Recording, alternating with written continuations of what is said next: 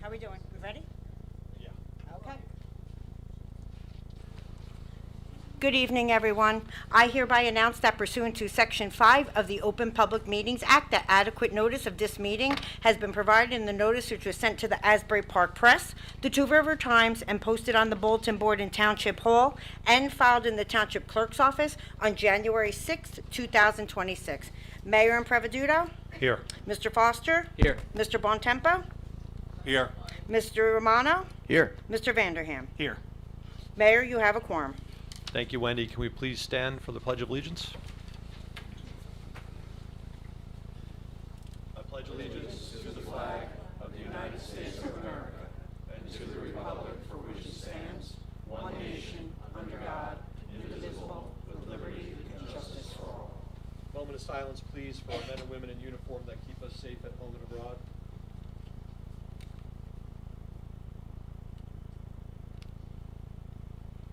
Thank you.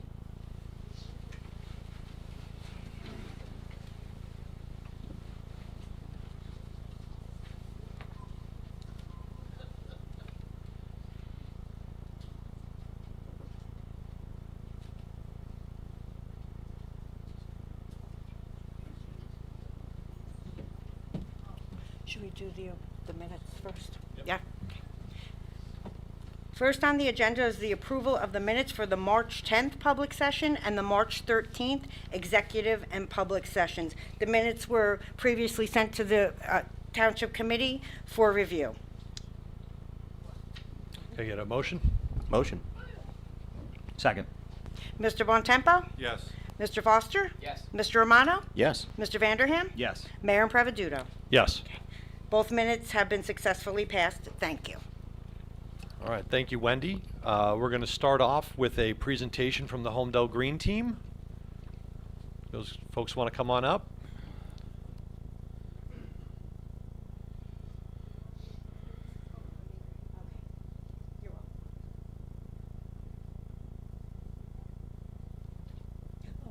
Bill, can you give them the microphone? I got it. There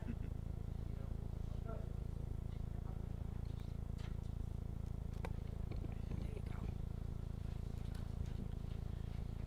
Mary Rose, you have to point it over here. Oh, good to know. Thank you. You have to where? You have to point it over here. To the computer, I think. Right It should work from there. If not, it's working? Yeah, that's what I thought. Okay, thank you. Okay. So, yep. Okay, you're up. Okay, thank you. Thank you for making time for us on the agenda and for making room for our posters. I'm Betsy Shelton, and this is Mary Rose Little, and together, is it working? Yeah. Red dot? Okay. We are both the co-chairs of the Holmdel Green Team. The Green Team is an advisory committee to the Township Committee and to the Holmdel residents. We research and promote sustainability issues and activities to strengthen our community, save money, and protect the environment and the air that we breathe. Tonight we're here to introduce a draft of Holmdel's Community Energy Plan, or CEP is how I'll refer to it. A CEP helps the community identify opportunities to reduce energy use and emissions and to increase renewable energy usage. Holmdel CPE is supported by a grant from the New Jersey Board of Public Utilities Clean Energy Program. The Township Committee approved the grant application 2 years ago by resolution and therefore committed Holmdel to creating this plan. Per our grant requirements, the final CEP report is due to the New Jersey BPU by 7/31, after being accepted by Township resolution. Once the plan is accepted by the town, we are eligible to apply for a CEP implementation grant of up to $250,000. Then we can implement the CEP over the next 3 to 5 years. I'd like to briefly explain the process used to choose these energy initiatives specific for Holmdel. After we were awarded the planning grant, the Green Team assembled a team which selected energy initiatives based solely on the needs of Holmdel. The team includes township officials, municipal staff, environmental commission and green team members, school staff, interested residents, and local businesses. The slide shows, we're up to 4? Oh, okay, there we go. So this slide shows the it is small, but we'll get through it. It shows the initial list of 42 suggested energy initiatives based on New Jersey's Energy Master Plan. These were culled to 16 that the team thought would benefit Holmdel the most. Holmdel's draft initiatives are there in blue on that slide. Looks kind of purple there, yeah. The Green Team researched those 16 initiatives, drafted this report, and held stakeholder meetings to gather input from the general public. Go to the next slide. Our posters have whoops, here we go. So we held stakeholder meetings to gather input from the general public. Our posters have the results of voting done at Earth Day on Sunday. The response was fantastic, and all the green dots, which you at home can't see, but on our 2 posters here, the green dots represent the highest priority that people thought initiatives should take in our plan. So I think it makes it clear that these energy initiatives are important to our residents by the amount of green dots on our posters. We will also do a survey of we also did a survey of potential locations for public EV charging stations in Holmdel, and those results are posted over there as well. Number 6. In selecting initiatives, we consider data about causes of emissions in Holmdel specifically and in New Jersey overall. The most recent data available from 2022 shows that transportation and commercial and residential buildings contribute most to greenhouse gas emissions in New Jersey, and that combines to 64% per this slide. Most of Holmdel's initiatives relate to these 2 areas. As you can see on the posters and the handout, which we gave to people up here front on the dais and was near the agenda, the areas of Holmdel's initiatives are transportation, clean energy, reduce energy use, make buildings greener, and energy efficiency outreach for low and moderate income residents. There we go. The benefits of Holmdel's Community Energy Plan are as follows. 1, a consolidated list of the township's energy accomplishments to date based on the Green Team's research are included in the report. A clear, agreed-upon set of energy initiatives to implement over the next 3 to 5 years. Number 3, reduced energy costs for the township, businesses, and residents. 4, reduced greenhouse gas emissions and pollution locally. 5, increased energy safety, resilience, and reliability. And last, enable the township to apply for energy grants and incentives. So the Green Team has a few requests of the Township Committee tonight. Number 1, please review the draft CEP report using the links emailed to you last week to ensure that you're reviewing the latest report. Please send to the Green Team questions, comments, concerns by next Tuesday, May 5th, to greenteam@holmdel.gov. That address was not in the email, so if that could just make sure you guys get that. You could also probably directly respond to the email as well. And our last, so after we receive your feedback, the team will get to work on finalizing the plan.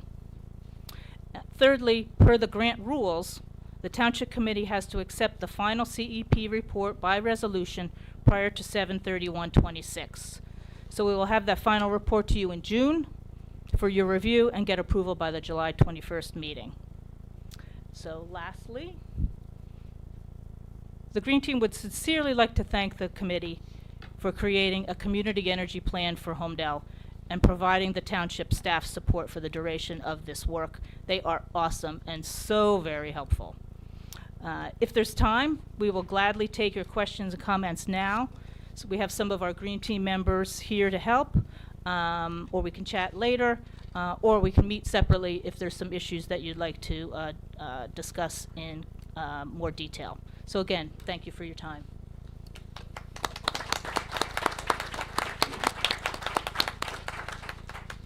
I do have one question. To what we spoke about before we started the meeting, I'm not sure everyone's informed about it.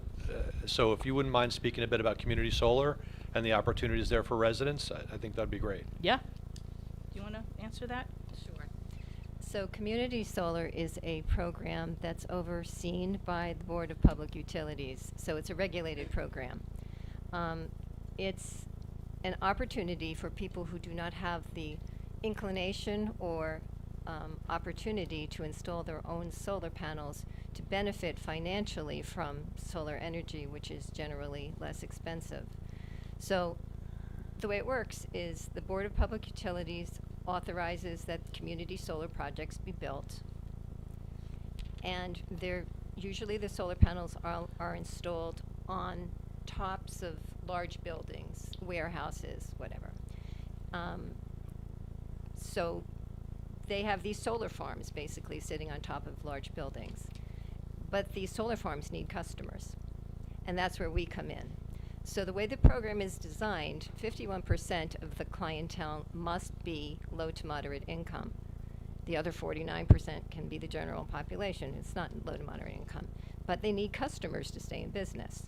So the benefit of becoming a community solar customer is that you get a discount of about 20% on your electric bill every month.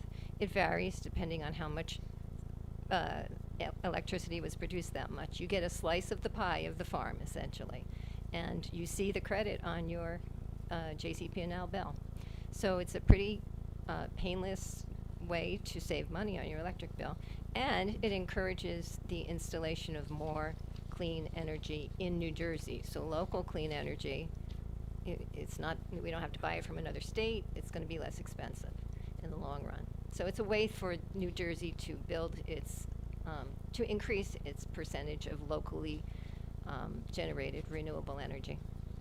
Thank you. And do you know offhand how someone, if a resident was interested, in how they could reach out or, and? Sure.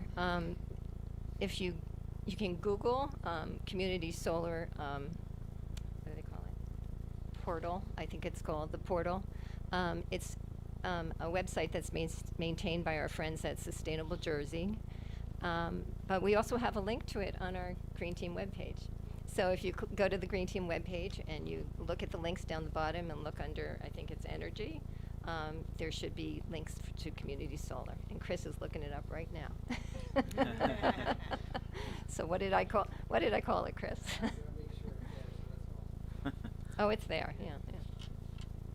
Anyway, and several of us on the Green Team have signed up. We've been community solar customers for 2 years now, and it's working pretty flawlessly. It was a pilot program.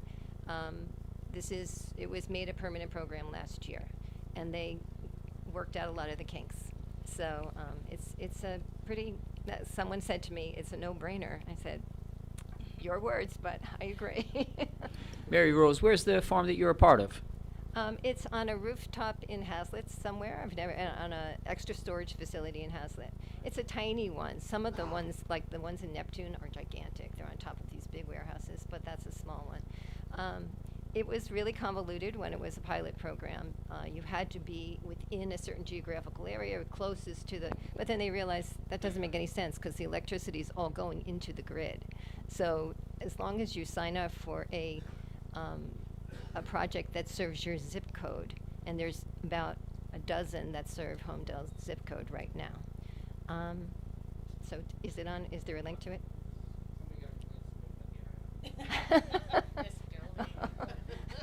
Wish we knew who ran this place. Well, yes, it is there. It is on our green. Or they can send an email to greenteam@homedel.gov, and we'll help them navigate the application process. We'd be happy to do that. Excellent. Thank you. So as a next step to that, one of our initiatives is to install municipal, on-site municipal buildings, solar or other renewable energy. So there are other ways that, and that is something we want to look into. I know we've talked to Chris about it.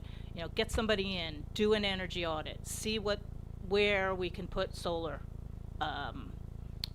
arrays, whether it's on this building or one of the parks buildings, and then get the town would get the advantage of that reduced energy price because it's solar versus the residents, which is the community solar. No, I love that idea. It's been I think I was saying to you earlier, it's been a bee in my bonnet for a little while now. So I'm glad you guys are talking about it.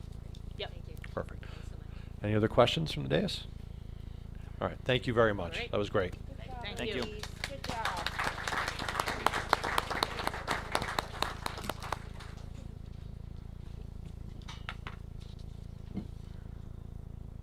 Okay, we are moving on to a presentation around Robert Wilson Park from T&M Associates. They're going to talk a little bit about some of the work that's been done, some of the exploratory work, and then what's coming in terms of next steps.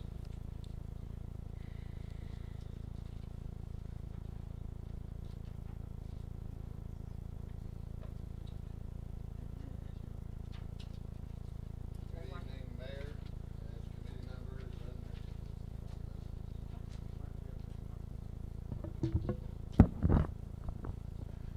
Is that better? Okay. Good evening. I'm Fran Mullen, the Township Engineer. I've been asked to come and give a very brief presentation and an update on the progress we're making with the plans of improvements at the Robert Wilson Park, Crawford Hill. And I can tell you that we have been, the last few months has been focused on doing an inventory, reviewing the basic contents of some of the buildings, taking a look at the underground utility arrangements, and preparing for those elements as we put the proposed improvements out to public bid. We expect to finish the plans in the next several days, actually, and advertise for bids with the intention to award a contract at the May 26th Township Committee meeting. If the bids come in the way we expect them to, that's our hope, and then construction will follow after that. The scope of the work at this point in the process includes the demolition and removal entirely of up to 19 existing buildings and other assets, antennas, and other elements that are up on the hill. And then there's going to be those buildings that demolished, their foundations will be removed. The utility services that are supporting some of those buildings will be cut and capped, and there will be that demolition will be the first phase of the work, of course. We will also have the preservation, temporary protection of the 5 or 6 buildings that are going to remain. That's actually buildings 1 through 4 on this schematic plan that you see here. The buildings colored or shaded green are all scheduled to remain, and of course the horn antenna is to remain as the centerpiece and protected during the time of the contract. We will have some site improvements that include the required handicap accessible parking spaces, some fencing to ensure that the folks that visit the site travel only where they're expected and intended to, and we're going to run a fence along the ridge line to ensure everybody's safety. And we are going to actually remove some pavement in this upper quadrant here after those buildings are removed, and we will replace the pavement with gravel for parking of vehicles. And we will also include the restoration or rehab of the 2 volleyball courts. So we're We're hoping that the bids come in line with the budgeting and the estimates that we've been putting together. We have been working very closely with the project architect, Anthony Iovino, and we are, of course, going to obtain the soil erosion permit that's required and do things as required by SHPO that has provided some grant money. And I can answer any questions that you may have or anyone on the dais. Well, I think, Fran, so the point is right now is to try to get this thing sort of up and running so people can go visit and on their own time and not have it locked down. That's our first sort of phase for this, right? That is correct. To make it the destination that folks are interested in, it'll be available as soon as we can move them through the construction. And we're thinking that the construction there'll be probably the first 4 weeks, 5 weeks will be some testing of the interior of the buildings by the contractor to determine how he can demolish and remove and dispose of all the construction debris. So there'll be some lull at the very beginning for several weeks. Then once the demolition starts, that really should go fairly quick. The removal of the septic system, cut the utilities, it's all pretty expeditious. But that might take a month or two, and then the site improvements, the fencing and things, that shouldn't take very long at all. So we're hoping that we get the late summer, early fall season where everything is finished and available for visitors. No, that would be great. That would be great. I mean, I think it's, we've been waiting for a while on it. I know you guys have done some work to get it going there, and then, just for the public's benefit, the work Fran's talking about gets it usable, gets it to start being an active park, and then we'll talk, about further designs as time goes on about what we can do to invest in it and really plus it up and make it a real destination. So thank you for that. No, you're welcome. So I don't know if you want to open it to questions. Yeah, I think we got a few out there. Okay. In the back.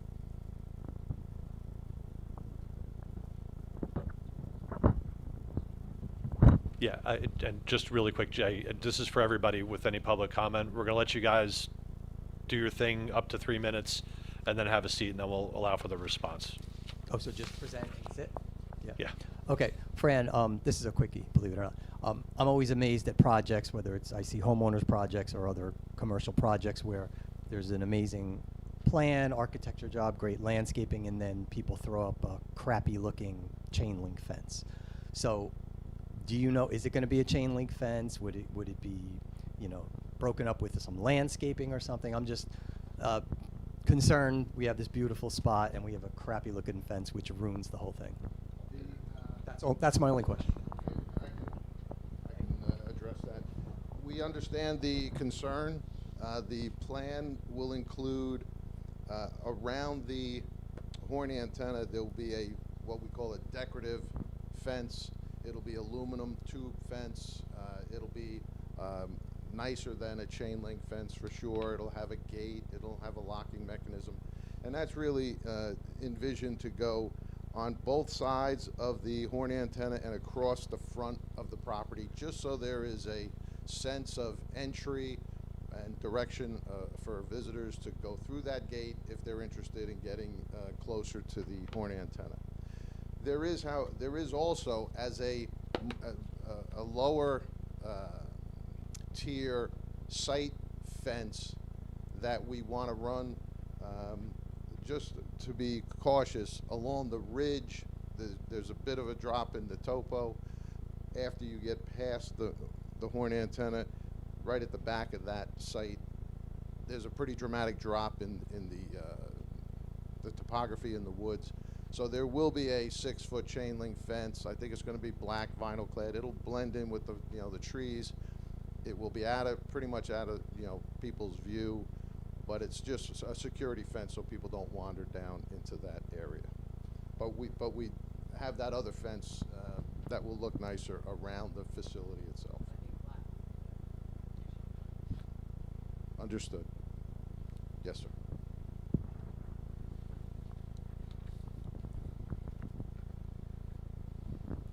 Thank you, Fran. Ralph Blumenthal, 41 Stony Brook Road. 2 comments. First of all, I want to thank you for the presentation. Planning for this has been a long time coming. I'm happy to see plans moving forward. It's a little bit hard to read this all just offhand. What I strongly recommend is this be posted on the township website. And this may not be quite consistent with your time frame, but there should be a comment period. Give people 2-3 weeks or something to comment before you start locking up the plan. The other comment I have is there's one thing that is, without looking closer, I can't tell, but I suspect there's something missing from the plan. And this goes back, in my case, 4 or 5 years ago, when I first heard from Bob that the property was now owned in private hands and they were looking to development. I said, oh my gosh. The more I thought about it, and I put on my hat, having been worked with open space property lists back since 1998, when the Environmental Commission put together the first open space list. And one of the conclusions became, how do you prioritize these things? You have to have a reason for wanting to preserve a property. And the more I thought about this property, there were 2 reasons for preserving it. One is the horn antenna and the implications for the world of what that has done, and that's being addressed. The other thing is Crawford Hill is known as the high point of Monmouth County. There are people who are high pointers.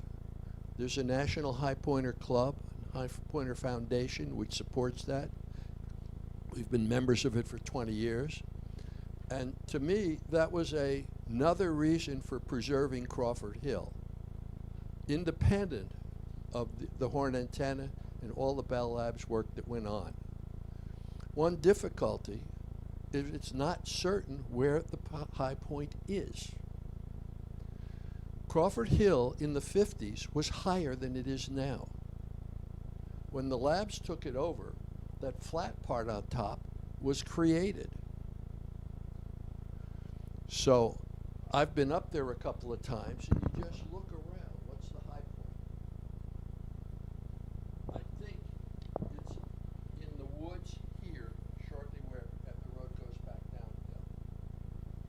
But that's not a professional assessment. I think what needs to be done, and it should be done before one starts digging and moving dirt, because you might knock the high point off. But you get a surveyor out and just do a look around. What is the high point here? It's a different step to determine what its altitude actually is. That's more complicated. I'm not going to get into that. At least you know where it is. But as part of the plan, once it's identified where it is, there should be a monument there. Simple concrete survey monument. And eventually, as part of the plan, maybe a kiosk with some labeling and talking about it, but a bench or something. But that it doesn't have to be buildings. It doesn't have to be anything complex. But I think identifying where it is, what you want to preserve, should be the very first step, and before you do any earth moving. Thank you. I like that idea. Chris, can we get these up on the website so people can see at their own time, Yeah, absolutely. I believe I have these slides. You sent them to me already. I'll have Brian O'Malley put them up. He's coming. I think he'll be here in a while, so I'm going to have him put them up. Great, thank you. Karen?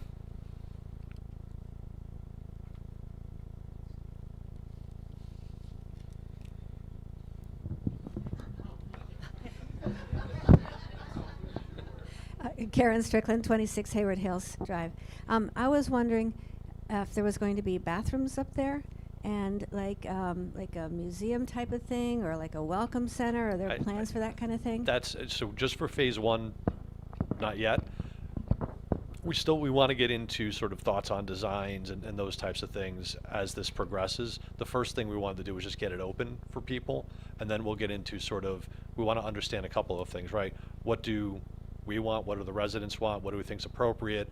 And then what's the cost? and then what's it going to take to get there. So, I'm sorry, go ahead. Will there be like a committee of residents that will participate in Yeah. like visioning this thing? Like I've this been thinking park? about two things. I think, actually, what I think would be interesting, and this is just my own personal opinion, and people are welcome to shoot it down.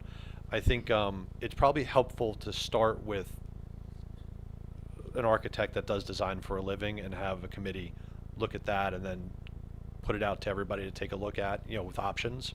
I think that's one. I think two, I think what could be really interesting, and this came up in one of the mayor's office hours, would be an ad hoc committee to see if we can get sponsorships or donations from large technology companies that might be interested in investing in Robert Wilson Park, given its historical significance. So I think that could be, that again, just an idea, and it came up during one of the office hour meetings. So that's how I kind of see that playing out, if that makes sense. I'm sorry. And then that fence, it's not going to be so high that short people can't see over it? So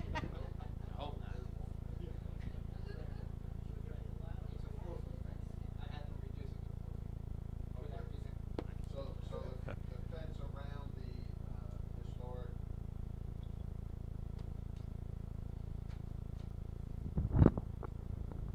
So we are just clarifying that the fence around the horn antenna will be 4 feet in height, and it won't be a solid fence. It will be an aluminum pipe type of picket fence that you would see on a residential scale. Okay. Any other questions for Fran? Mr. Chiskita? I know you have no interest in what we're going through. Patrick Chiskita, 56 Line Road. Very interesting plan, excellent. I'm glad to see it's proceeding very quickly. I do have a question. That, of course, the horn antenna and Building 3 was designated a National Historic Monument and site in 1989 by the U.S. National Park Service. Looking at the plan, I think it's an excellent plan, but I'm really confused and taken back why 3 non-historic buildings, Building 1, Building 2, and Building 4, are being kept. They're in lousy shape, they're not historic, and I don't see any value. And to me, they actually take away from the National Historic Monument. These 3 other, I'm talking about this building, and this building. They're really not historic. They're, in 1989, when the national parks designated the site, they designated this as the National Historic Area, nothing else. And it's really, the horn antenna is there, and the discovery was made there. And that is the site we're commemorating. Thank you.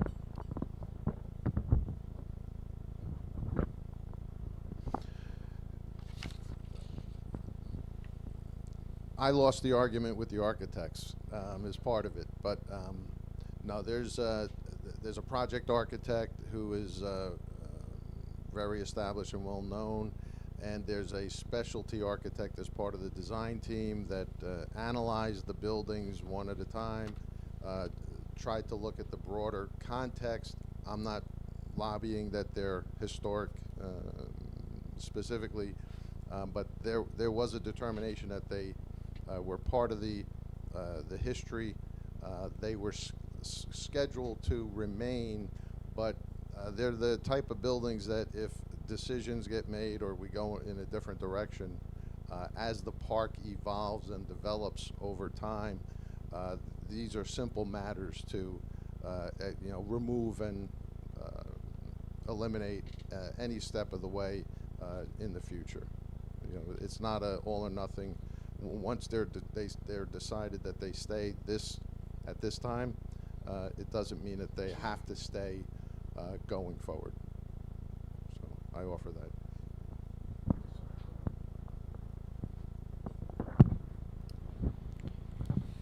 Man of the hour. The only thing I'll say about the other buildings is that they were part of the ECHO project, which was the world's first communication satellite. And in that sense, they have some historic value. Maybe not as much, but they were all put up there for echo. Okay. I have one brief question. I think an engineer was looking at the horn reflector and asking what needs to be done. Are there any plans for restoring or cleaning up the rust or anything like that, or is that left for the future?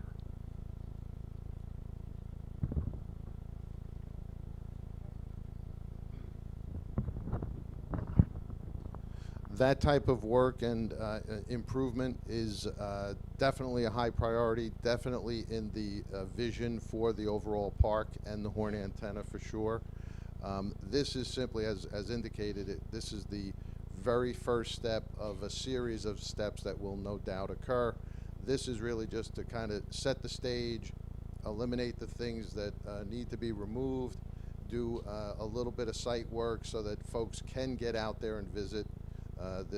Because this will become a destination and folks can visit later this summer and fall, but this will be an ongoing process, so I'm sure that restoration work will be in the program, in future phases.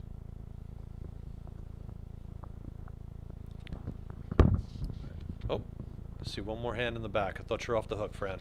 Mr. G?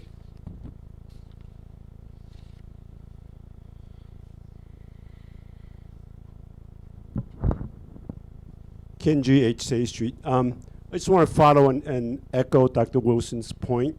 The ECHO project was very significant in the sense that that was the first time they actually bounced a radio signal from California through think of a gigantic pottery balloon that you guys see all the time, but that was in the middle, correct me if I'm wrong, but I believe that. And then that was relayed all the way to Holmdel here, so that was quite an accomplishment. My question really is that, could you share what the thinking or the rationale for a chain link for whatever fence it is around the horn antenna? Because when that was designated as a National Historic Landmark, I believe it wasn't just the structure of the horn antenna, but there was a certain radius and whatever around that in addition to the building that Patrick mentioned. So it seems to me that for something like that, and it's just a personal opinion, one person's opinion, but having a fence around that kind of destroys a little bit of the view or the ambience or whatever you want when you're up at the park, and you could be 100 feet away looking at that structure. I wonder if you could share that.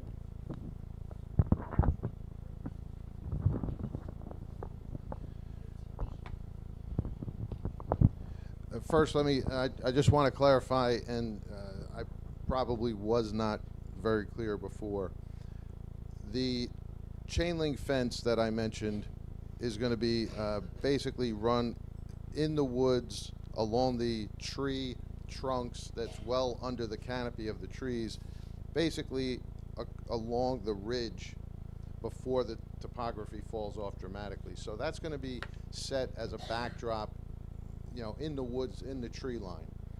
The fence around the horn will basically start in the back corners connected to the chain link fence, but the rest of the fence that comes up and envelops the front of the horn site itself, across the front and both sides going back to the rear corners of the space, will be a much more residential looking aluminum tube or pipe type picket fence of a residential appearance, 4 feet high, just enough to, we think it's appropriately scaled. You'll see through these pickets. It's not a chain link fence that's going to be out in front alongside the building when you're looking at it. It's the only chain link fence would be in the backdrop. And again, as the site engineers, the site designers, we have deferred to the project architect and the specialty architect who is versed in all of the SHPO requirements and the aesthetics and the lines of sight and the atmosphere they're trying to create at this special location. So we did defer to them quite a bit, and that's how we ended up with the fence elements that we have. Ms. Blumenthal?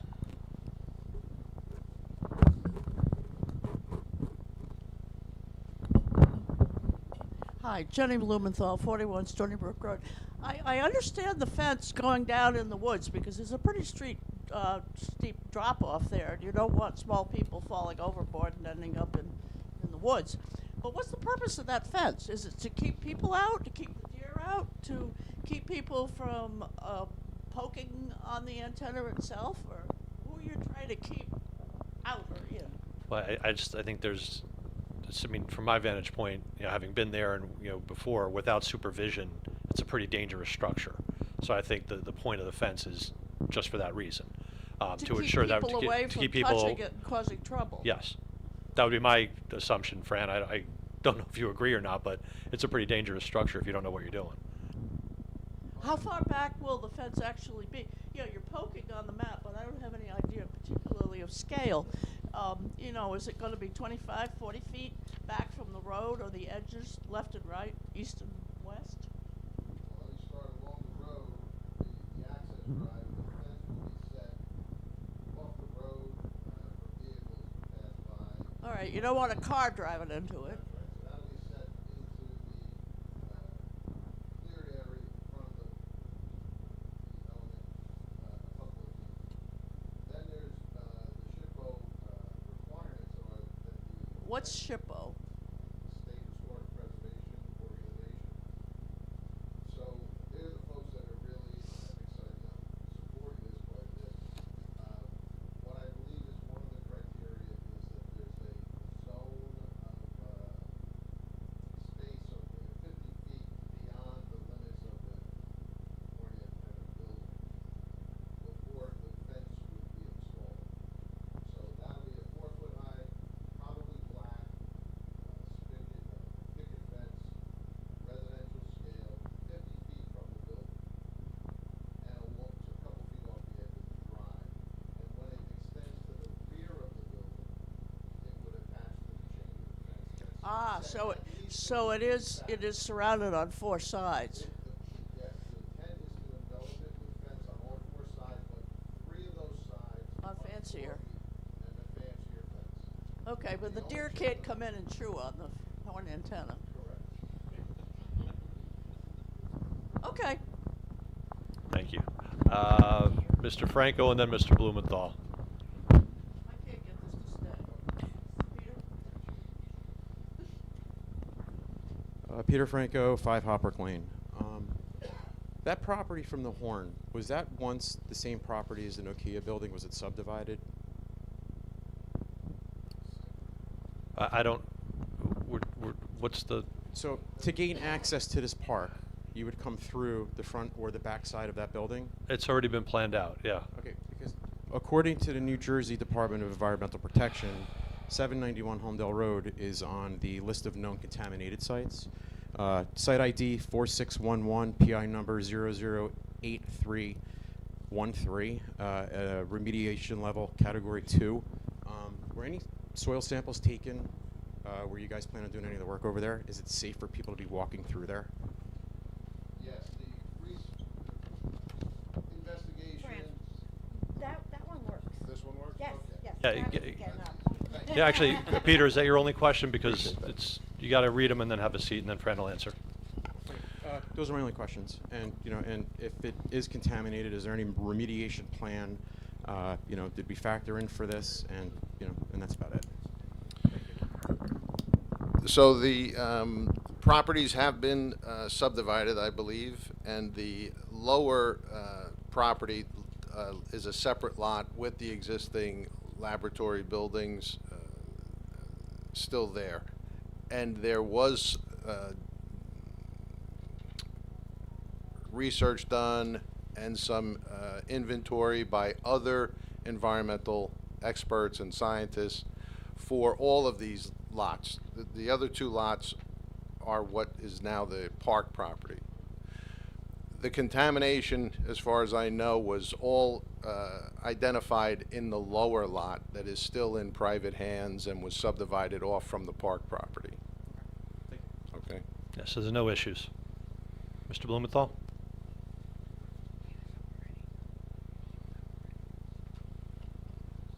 Not another issue, but I just want to come back to the same question, the same one of the High Point. Since your schedule is pretty quick, what can be done about identifying where the High Point is so that it is not disturbed? Ralph, further? we'll get back to you on it. Okay, 'cause I didn't hear an answer yet. Yeah, we'll get back to you on it. It wasn't part of the consideration set. Yes, ma'am. Name, address, etc. Hi, my name is Sarah Cho, 4 Putnam Court. I'm very new to kind of understanding what's going on with the historic horn antenna, so I wanted to ask for your confirmation if this is indeed the same T&M Associates that has a former associate, Mark Neeser, who pleaded guilty to conspiracy to commit bribery. That's not an appropriate question for this discussion. You can ask it in public comment. Okay, I'll ask later. Thank you. I just wanted to know if that was it.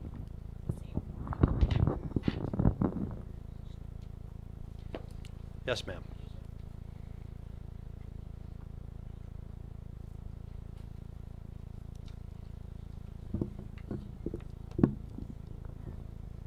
Victoria Scottolivino, 8 Hidden Hollow.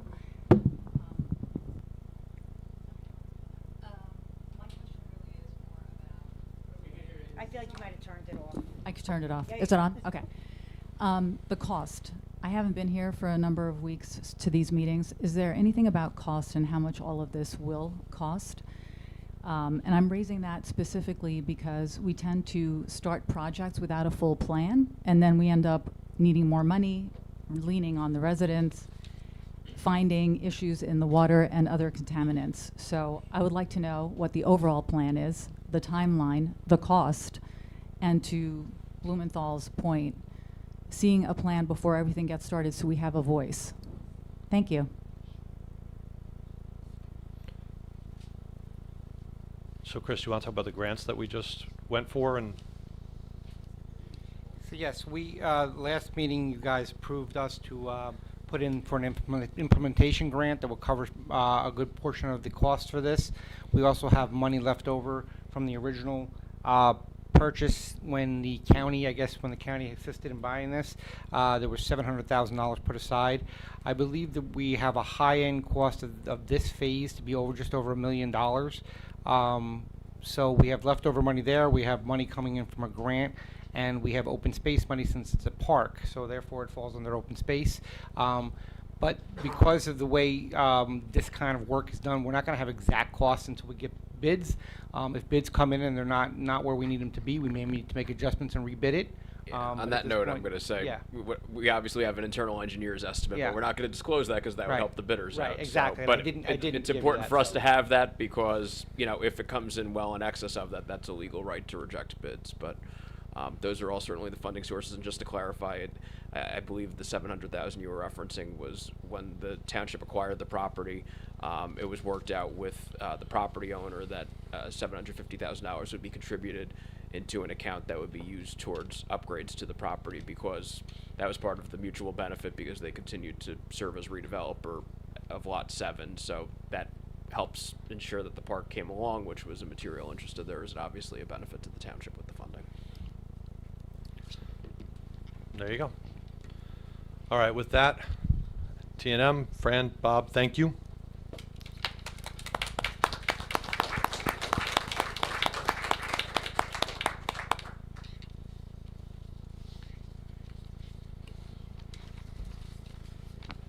Yeah, we're going to do it here.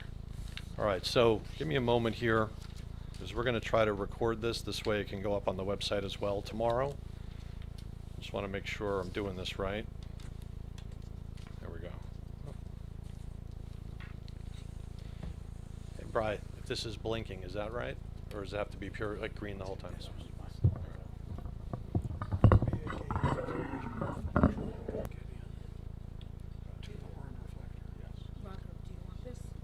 Sure, yeah, that'd be great. Make sure I know how to use it. All right. Brian, let me know when we're ready. All right. Thank you. So, folks, we got good feedback 2 years ago when we called our State of Holmdel address or presentation or whatever you want to refer to it as. The purpose of this is to provide transparency and context. I mean, that's really it. And anybody that's looked at a municipal budget or wonders what we consider or how we consider it when we're making decisions and the things that go into that, that's what we try to sort of clarify and exhibit here.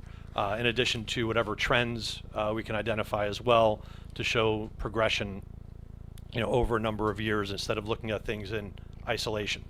So went well 2 years ago. We're going to try it again. So for those of you that are not familiar, we are your governing body. I'm Mayor Impreveduto, Deputy Mayor Foster, Committeeman Romano, Committeeman Vanderham, and Committeeman Bontempo. Before we get rolling, though, I do want to thank a few people. So one, I do want to thank Eric Silvergold for the work he's done, providing invaluable context and information and analysis on the financial trends of the town, as well as comparables to others. And I really do want to thank everyone in Town Hall and the hard work they put in. Bill Antonides, our CFO, Barbara Kowaleski, Chris Tribini, Steve Winters, Bob Ward, Brian O'Malley, Brian Nagel, Chief Ackerson, Chief Fernando, and Chief Trisquita, even though he's not in Town Hall. But everybody was able to, contribute a little bit to this and help us out as we pull this together. I also overall want to just acknowledge the Finance Committee. We're introducing the budget tonight. There's going to be a month where everyone can sort of evaluate and analyze it, but that's also where our Finance Committee comes in. These are folks with backgrounds in finance and trading and mathematics and economics. There's a small business owner in there as well, so he's very particular about the puts and takes of a budget. So we do have really great citizen representation when looking at our budget process overall, and we have really good and interesting analysis in terms of again how things are progressing as we go forward. So a big thank you to all those folks and truly appreciate it. So this is our town at a glance. We have over 17,400 residents. We're on about 18 square miles, about 125 road miles, more than 6,500 homes. And as Mr. Blumenthal said earlier, although our friends in Atlantic Highlands like to disagree with me, we are the highest point in Monmouth County. We have incredible landmarks that make our home a place that uniquely marries world-defining events and American history with modern entertainment experiences. Bell Works on its own is a truly innovative experience for anybody that's been in there and used it and gone through and seen how it honors our history of innovation, but also allows for different types of activities and use. And then, of course, we have the Holmdel horn antenna, which was a world-defining invention, providing evidence that the Big Bang Theory was the start of the universe. And then we anchor to our history with Longstreet Farm. We honor American history with the Vietnam Veterans Memorial, and then of course the Art Center in Holmdel Park. So we are a town, and people don't always realize it, of really incredible landmarks that we should be very proud of. In addition to that, we have amazing parks. They decorate our landscape, and they're a reminder of our ongoing commitment to recreation and open space. You might recognize the names Alaco and Ackerson on those parks. We also have Bayonet Farm Park, where we had Earth Day there just this past weekend. Veterans Park, Phillips Park, Alex's Paw Park, which honestly, whether you have a dog or not, is absolutely fabulous, and the family there has done such a wonderful job. And then Labby and Cross Farm as well. And then, of course, coming soon for access, Robert Wilson Park, the site of Crawford Hill. So some of the information you're going to see today is repetitive from a couple years ago, because not much in terms of our perspective has changed. Some things will be different and some things will be focused on differently. We look at the town in terms of what we view as our cultural pillars: public safety, open space, recreation, fiscal responsibility, innovation, and education. Our job is to best serve the interests of Holmdel and our residents by embracing and enhancing the characteristics that have made our town one of the best places to live in New Jersey. while maintaining fiscal conservatism within our governance process so we can ensure the financial health and well-being of our town. I want to dig into our demographics a bit here. It's an interesting thing as we started looking at it more and more from the Finance Committee perspective. You know, the town has changed over the past 15 to 25 years, if not more. So, number one, Holmdel far surpasses, as you may expect, Monmouth County, New Jersey, and the United States in home value, median income, and mean income. But going from the top down, our median age is about 49 years old, so we're older than Monmouth County, New Jersey, and the U.S. Folks that are 65 and older comprise 23% of the town. You know, we're older than most. We have about, as I mentioned, 6,500 housing units. There are about 2.7 people per household. Less than 31% of our households have kids, which is an interesting change, and we'll talk more about that as we go. The typical home value sits, you know, nearly $1.1 million. And we are a well-educated town, and we are proud of that, with 67% with a bachelor's degree or higher, and a median income and a mean income that is, again, higher than Monmouth County, almost double that of New Jersey, and far surpassing the U.S. And against Monmouth County and New Jersey, our population per square mile is far lower. We're a less dense municipality than many others. So the population growth is slowing after a period of significant development in the 90s. So if you look at the period from 90 to 95, the population grew about 20%. From 95 to 2000, it was 14%. And from there, we started leveling off. And you'll see 4%, 2%. And really, over the past 5 years now, we've flattened out to about to less than 0.5% in population growth. So we're sitting in that 17,400 range overall. Our efforts to procure open space and mitigate the impact of Trenton-mandated housing will help keep that stabilized. You know, as we'll talk about later on, we do place a priority on finding ways to procure open space and prevent development. So, speaking about our population and our aging, you know, we're not just a bit older, we're aging faster than Monmouth County, New Jersey, and the United States. So it's an interesting dynamic about, and you'll see this later. It wasn't too long ago we were nearly 50-50 with homes that had kids in them and homes that didn't. That's changing. It's also a sign from my vantage point that Holmdel is a great place to live and people don't want to go, and we certainly appreciate that. Oh, something didn't pop up here, Wend. Huh. Yeah, all right. Yeah, that's okay, but it's okay. I'll speak to it. So the circle that's half blank, what that's indicative of is the 46.5% in 2010 were homes with kids in them. 53.5% were homes that did not have kids in them. Back in 2000, that number was almost 50-50. Now, as I mentioned earlier, it's 61 or 31% against 69%. So almost 70% of the homes in town do not have kids in them anymore.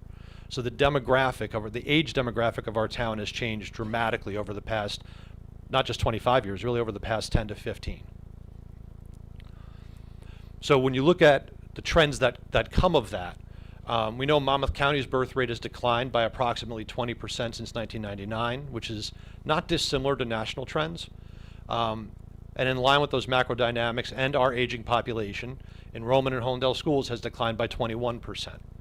So, you know, back in 2003, if I recall correctly, we peaked at close to 3,600, and we're now sitting, and so the left axis is the orange line, that's our school enrollment. We're now down around 2,800. And then the right axis is the birth rate and how that's changed over time as well. There's a pretty interesting correlation to the two, and it's really just, again, sort of an alignment between macro dynamics and an overall aging population, folks that like Holmdel and want to stick around.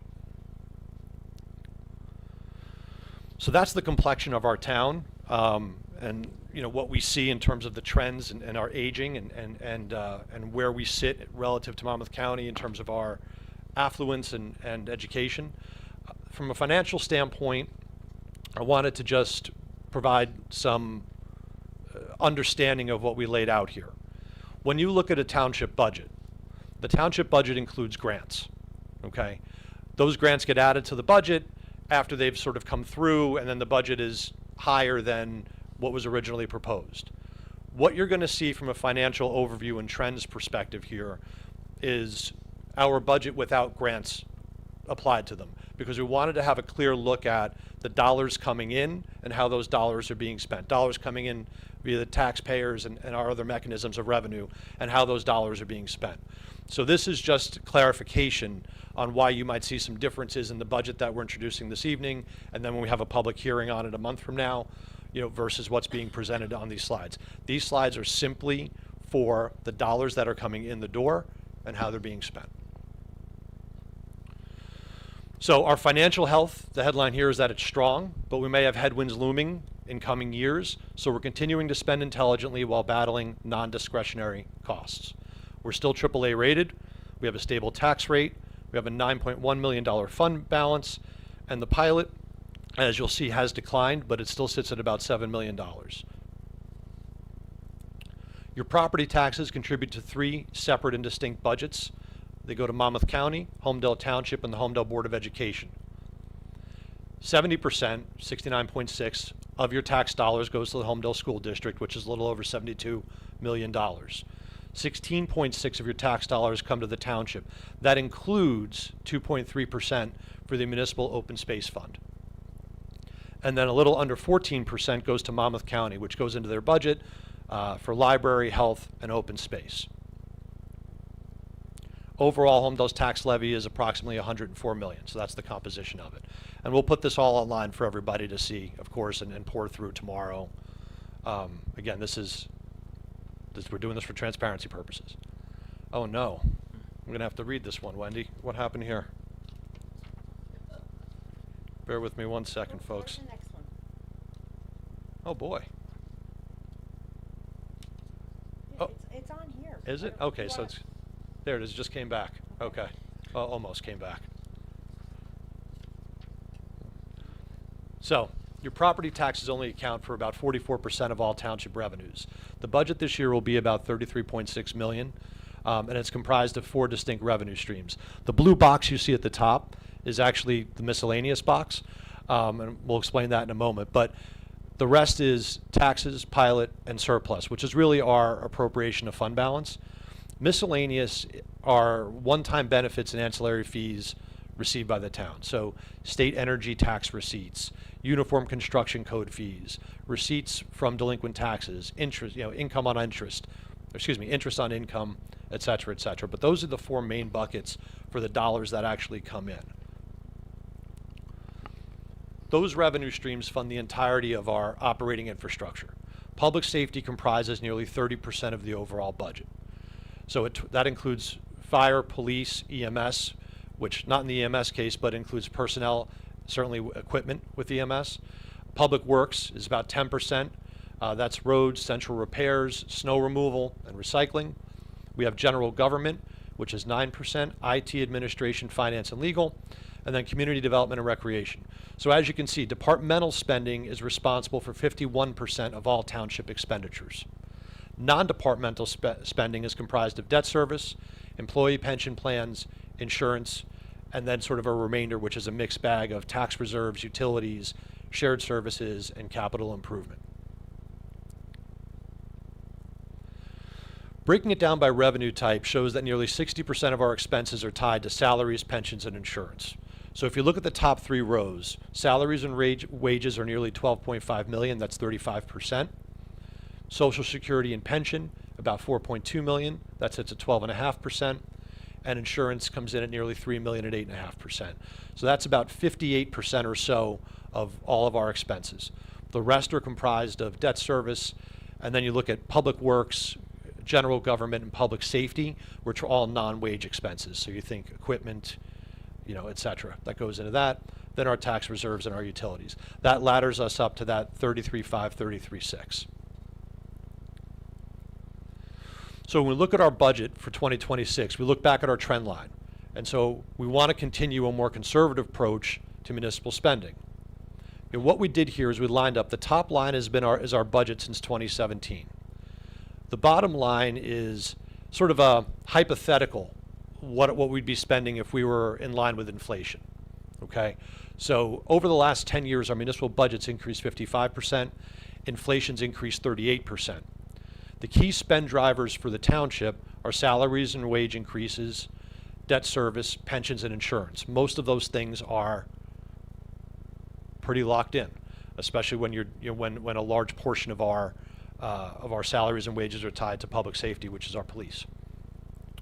So the budget, however, it is increasing 1.2 million year over year, but the municipal tax rate is going to remain flat year over year. So the municipal tax rate is not going to increase, which is something we've held to for the past several years. Our debt service has fluctuated in recent years, so we're working diligently to quickly pay it off so we can move on to other priorities. You'll see there was a substantial spike from 2019 really to 2023, going from about 10% to 17%. We've paid some down. We've also procured some property, and it's come back up a little bit. Our debt service in relation to the revenues coming in is fine. Our bond rating will stay AAA. There's no impact. There's no concern. There is nothing related in line with our, in regards to our debt rating that is causing us any concern right now, other than we want to pay it off. We want to pay it off as quickly as we can. That'll be better for everybody, and it'll allow us to dedicate resources to other areas. So principal and interest are high, but we're going to rapidly work against that to get it down. So for the first time, the pilot revenues fell, and that was in 2025. And our budget is, as I said 2 years ago, heavily reliant on that revenue stream. The pilot dollars, since they started coming into the town 8 years ago, 9 years ago, were rolled into the operating budget.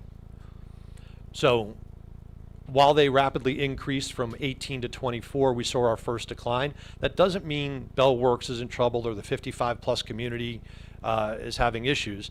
Things are filled to the capacity they need to be filled at. Ralph and that team are working to ensure that there are leases and subleases that keep going. It's just, it declined this year, and it's starting to level off a little bit. Okay, so we've got to plan differently than we have in the past, which is to plan for a budget that's not going to see, a constant increase coming through, but one that's sort of plateaued from this fund and is going to level off in the future. Now, where the pilot revenues have been beneficial is that it's allowed us to hold taxes down while spending on the municipal level has increased. So if you look on the left, you'll see a slight increase, I think from 14.3 million to 14.8, if I'm not mistaken. I can't see very well from here, maybe 14.5 over the past nearly decade in terms of the dollars that have come into the town and taxes raised. But when you adjust it for inflation, you're actually paying less than you did 8-9 years ago. So, the pilot has been beneficial to everybody in the community for that reason. It's not only allowed us to fund and do different things for the township and make improvements, but it's also allowed residents, particularly as you see a demographic that is aging in town and increasingly on a fixed income, hold the taxes flat. So the municipal taxes do remain our largest revenue source at 44%, but their share has fallen sharply from 66% in 2017. The revenue streams that have come in have helped us do that. By comparison, Monmouth County averages 60%, right? So the taxes are 60% of their other towns. Municipal taxes are 60% of their revenue source. We're far lower. Pilot revenues have increased markedly, and they represent about 16% of the revenues that are coming in. And the surplus fund balance contributes about 22.5%, 23% of revenues, which is basically the dollars we have to pay our bills while the tax dollars come in. So that's the sort of composition, and those are the trend lines over the past, again, 9 to 10 years. I think, looking at things year to year in isolation doesn't always get the point across. So we like to show everybody how we're trending and how it's going forward. From a prioritization standpoint, again, we anchor our priorities to the 6 pillars that we mentioned earlier: open space, recreation, fiscal responsibility, innovation, education, and public safety. So to responsibly enhance our town and provide more for our residents and preserve our culture, we really look at procuring outside funding and grants. And Barbara Kowaleski in particular has done a phenomenal job with this. And so we have grants that are that we've submitted for and received everything from the improvements to the high school, at the entranceway to the high school, to Robert Wilson Park, to the community energy plan grant, to the Safe Streets grant that we just passed at the last meeting. In all, over the past couple of years, we've received about $6 million or so in grants for the town to help us see through these projects, and it's really important. So it's an incredible lift, an incredible help, and it's great to have the right professionals in our town on those things. Received or submitted, I should say. The township also continues to maintain a strong relationship with the Holmdel Board of Education. We are collaborative, respectful, and we have an open dialogue with them, and we're focused on helping our students thrive. So over the past 3 to 4 years, school security, we've covered the cost of school security, which is annually about $500,000. It started escalating after 23. That's a total cost to the town of $1.4 million. We provided capital relief last year that defrayed the cost of courtesy busing to the tune of $600,000. We added lights to the athletic fields at the high school in Sats. That was around $400,000.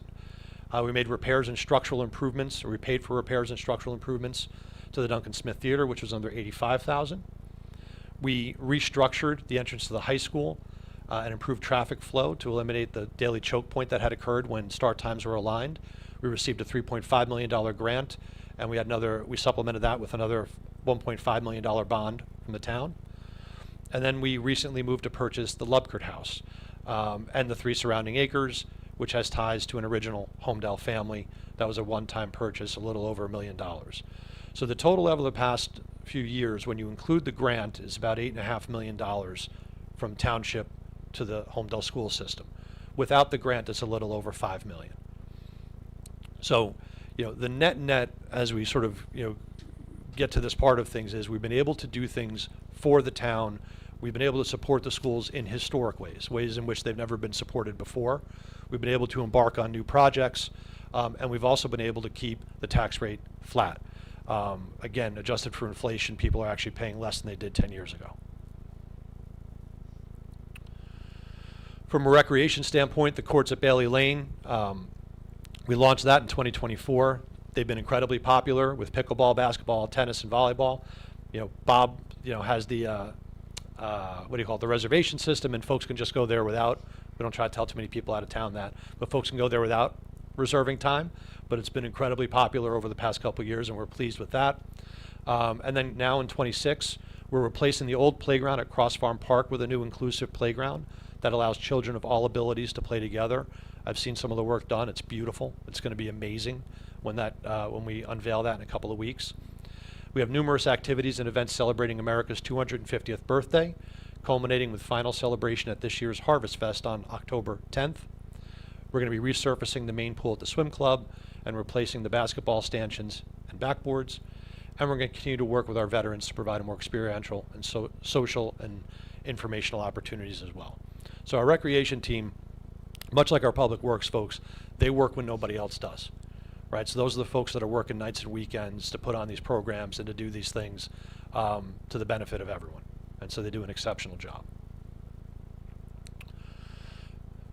Preservation of open space is really paramount to us. We want to ensure to the best of our ability that we're honoring our agricultural roots, but also preventing overdevelopment. Over the past 3 years, we made preserving Holmdel's natural beauty a top priority. The results speak for themselves. The gateway to Holmdel and the home of the Holmdel horn antenna are among the history-defining acquisitions we've made. And our approach follows one simple rule. If there was a development before, there's likely going to be a development again. If property has never been developed, we're going to do everything in our power to prevent new development. I go back to this, and this is just a personal comment by me. I'd love for the town to look as close to what it was when I graduated high school here. And we all know change happens. We know things, progress and evolve. But to the extent with which we can keep Holmdel, that's our goal. So over the past 3 years alone, we've managed to procure nearly 70 acres between Crawford Hill, the aforementioned Crawford Hill, Potter's Farm, the St. Catherine's Track, and the Lubkert House. So we also were the first committee in nearly a quarter century to actually use the open space fund to acquire open space. that had been used, I think, to maintain some open space and maybe for some other things as well. So we were able to leverage that appropriately to try to prevent overdevelopment in our town. And we're continuing to work toward acquisitions with Papa's Farm, something that we are paying very close attention to and engaging with to try to procure that next as well. So we're on a roll and we're not stopping. Our continued focus and investment and enhancement to public safety actually has yielded measurable improvements. And I wanted to show this because it wasn't terribly long ago that it felt like every other day, certainly every week, someone was dealing with an attempted break-in of their car, an attempted theft, or having their car actually stolen. As you can see, attempted thefts are the lighter box and actual thefts are the darker box. We had about 27 in 2019. That skyrocketed to almost 90 in 2022. And that steadily reduced over the next 4 years. Under Mayor Foster, we were down to 7. And this year there's been 1 attempt through the first 4 months of the year. That comes from the state-of-the-art equipment, like license plate readers and cloud-based recording equipment we've funded for our police, trainings and new hires to maximize the reach of our police force and the upgraded facilities and trainings that go with that. We're investing here because public safety is paramount, right? We're also this year going to move to county dispatch. The county dispatch will provide us with better technology, more consistent staffing, tighter coordination with neighboring towns, and alignment with the Holmdel Fire Department, who's already on county dispatch. When I say better coordination with neighboring towns, every town around us is on county dispatch. We shouldn't have to go through disparate systems. What if someone were to steal a car and we have to communicate with Middletown or Hazlet or Cold Snack to make sure that we're appropriately trying to find that person and stop them from going further away. We need efficiency, we need speed, and this will help us get there. It's going to be a better service to our community and to our residents. So the work we've done, and listen, the credit goes to the police chief, Alaco, and at Ackerson, the police force overall, and I'd say the increased vigilance of our residents as well. But this incredible spike in 21 and 22 came down rapidly. And I also want to credit former Mayor Lucarelli. He introduced an ordinance in 23 to constrict, I'm pretty sure it was 23, Mike, to, right, Brian? To constrict the ability for people to even attempt to steal cars. And it was a little bit of a supplement to the normal laws, right? Not allowing people to peer through windows of cars on other people's property and things of that nature to sort of try to further blunt the efforts of folks to disrupt our township. So really great work here by the police chief, and we're proud to keep, we're proud of the work we've done to fund these improvements. Similarly, we have our fire and EMS. With our EMS team is fantastic, led by Chief Tricetta. We brought in MedStar about a year ago. We were having trouble a little bit with recruiting, and we were having a little bit of trouble in our response times for times that weren't covered.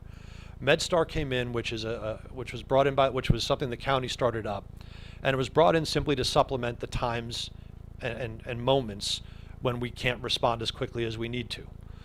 It doesn't come at any additional cost to the taxpayer. It's already covered through the money we pay through our county taxes. Last year alone, they responded to about 30% of our EMS calls, and they've been a nice supplement to what we have. That doesn't mean our EMS is going away. If anything, we're seeing even better recruitment for our EMS now than we have in years past. So when we need it, MedStar is there to supplement. When we don't, it's our folks, our volunteers that are doing it, and they're doing a fabulous job. There's not quite a super clear trend line where you see increases, not as stark as you do with fire, but it's a fairly consistent 1,500 to 1,700 calls a year these folks are doing. And then, of course, we did fund a full EMS facility upgrade as well. Fire, you see a clearer trend of an increase in calls since 2016. We don't have any data for 18. That's why you don't see anything there. We just couldn't find it. But about 60% of the calls are a fire alarm going off. About 30% are other hazards. Other hazards are faulty wires, gas leaks, a motor vehicle crash, smoke or an odor investigation, things of that nature. And then thankfully only 10% of our calls are actual fires that the team has to put out. So we do see, again, a little bit of a more direct trend line from about 411 up to about 600 and change last year, but it's been handled exceedingly well. I've heard nothing but compliments from the not only the professionalism but the speed with which our firemen and women are responding.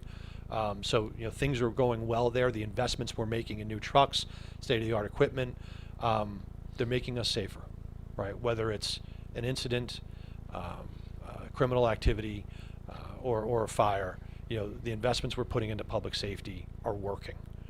And I want everyone to know that and understand it, and the data shows it. So with all that's sort of said and done, at the end of the day, we're working hard to make decisions based on what's best for the town, period, full stop. We're balancing budget constraints with challenging state mandates and the needs of our constituents to keep our community among the very best in New Jersey. At the end of the day, Holmdel Township remains in excellent fiscal health. We have a phenomenal CFO because we proactively monitor and manage increasingly challenging economic conditions. Our age-related demographics have changed dramatically over the past 15 years. We're getting older, which to me is a sign of a great place to live. Our household incomes, mean and median, combined with excellent home values, remain a key indicator of Holmdel's status as a premier town in Monmouth County. Despite non-discretionary expenses driving budget increases, we will not be increasing the municipal tax rate once again. And the governing body continues to be on an unprecedented path of both providing support to our schools and procuring land to prevent development. So, again, folks, the point of this was transparency, context, trends, to give everybody an understanding of where we were, where we are now, what we focus on, and why we focus on those things. So with all that said, that's my little AI graphic there, but that's about it.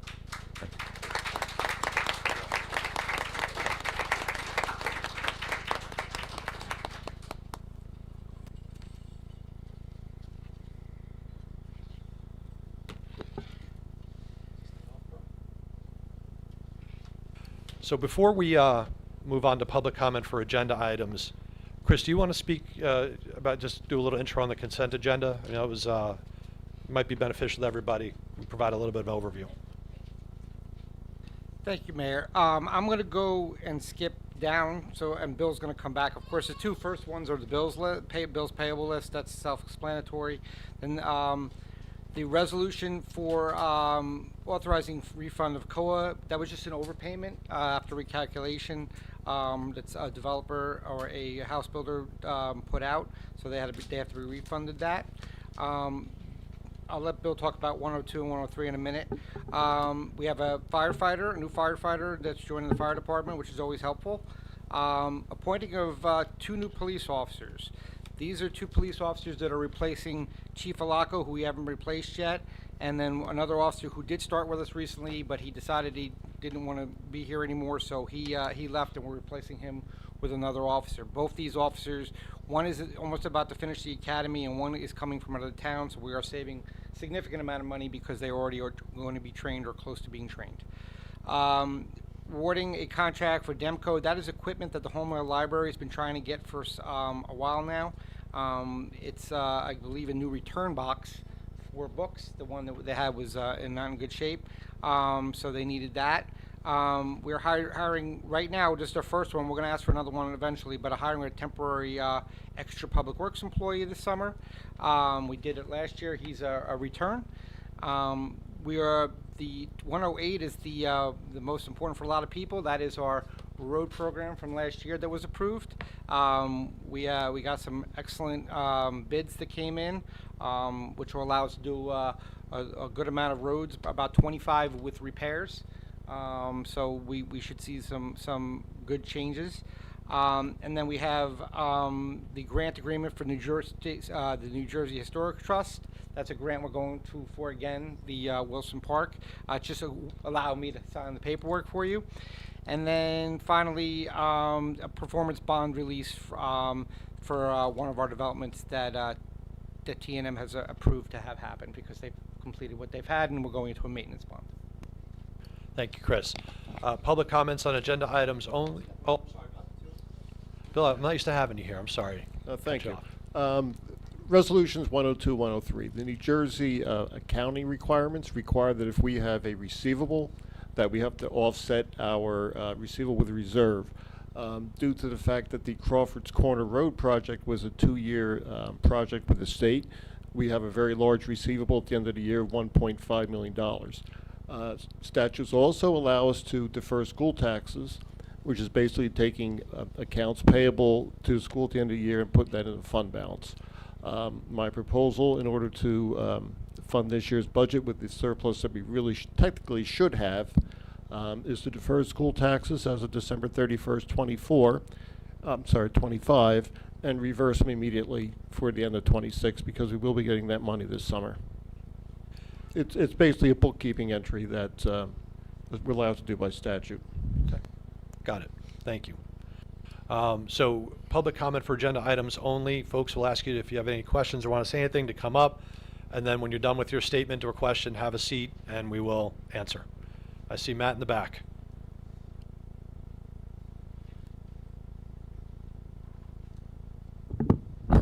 Hey guys, Matt Weisfeld, 10 Riverside Lane. I'm going to be fast because I got some surprise visitors, so that's pretty awesome. Really quick, just a question because I deal with it also. And again, I've spoken to you. I'm a fan of having the backup of MedStar and all other fun stuff. Liability. Like, do we have to worry about that or anything? I'm just saying because when I deal with outside vendors and things like that, local people, I don't have to worry about insurance. I got to bring in other people. I got to worry about insurance. Is there things on that? I will. So we're only doing agenda items right now? Oh, I thought that was my bad. Wait. So I will. No, I thought we talked about that was Oh. part of the presentation. So if you got a split, I'll answer your question when it comes to public comment. No worries. Okay. We'll come back to that then. Okay.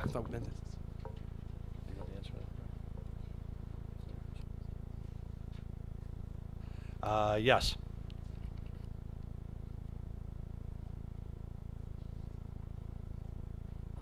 Hi, Sarah Cho with 4 Putnam Court. So I was reading earlier because I was looking at the TNM Associates engineering firm. We want to make sure that our contracts that we're getting into are with trusted This is for agenda items businesses. only. Yeah, this is for agenda items yeah, only. this is very pertinent. It's not an agenda item. I'm going to TNM, read. excuse me, Sarah. TNM is not an agenda item. You can ask this. You can make your comment at the end. When it's I'm public sorry. comment. Oh, I'm sorry. I thought this was a public comment. This is agenda items only. I'm sorry. I misunderstood. Mr. Yanello.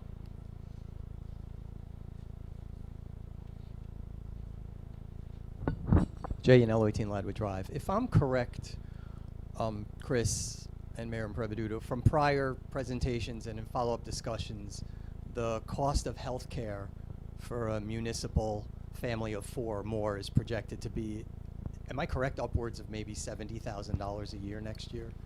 Is that correct? Sounds With a about right. projected 30% increase?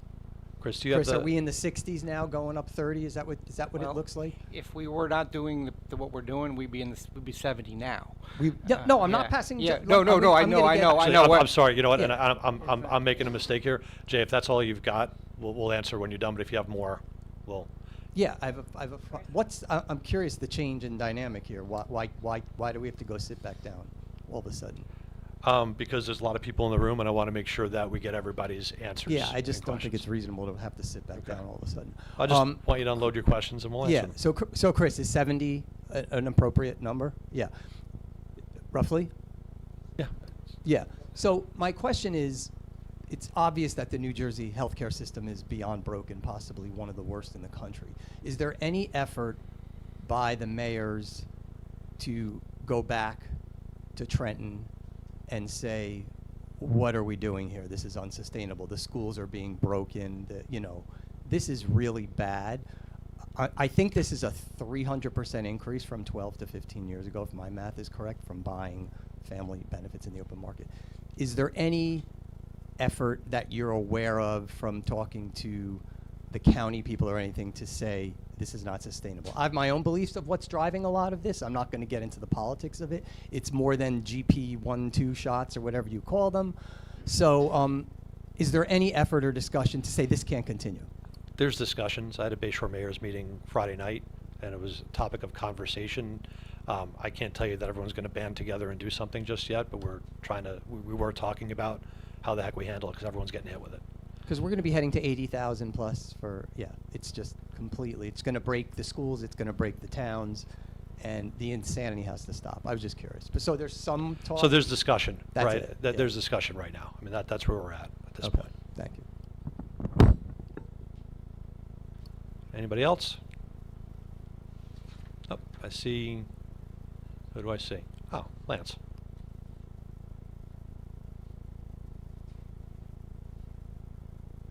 Good evening. Lance Loopy, Line Road. First, thank you for the agenda item run through to give everyone kind of a general idea of what's happening. So I appreciate that.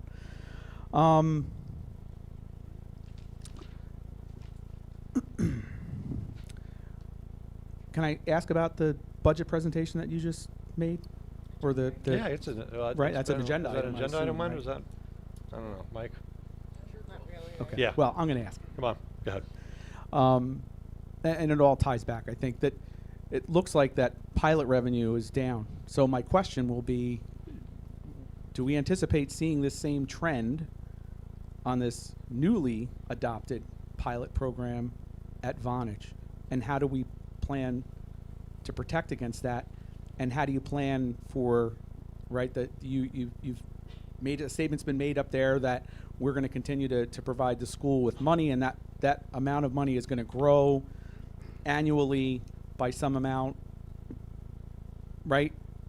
But now we're seeing a decline in revenue from pilots. So I'm just concerned that there's going to be a decline there. And which leads me to, like, just again, as I've brought up 100 times, I really hope that when everyone's writing checks in the town, out of the town checkbook, that they cross out Holmdel Township and put their name at the top and pretend that check is coming out of their own personal bank account, right? So real quick, we're buying this book return, right? So I see that we're paying like $1,200 for shipping.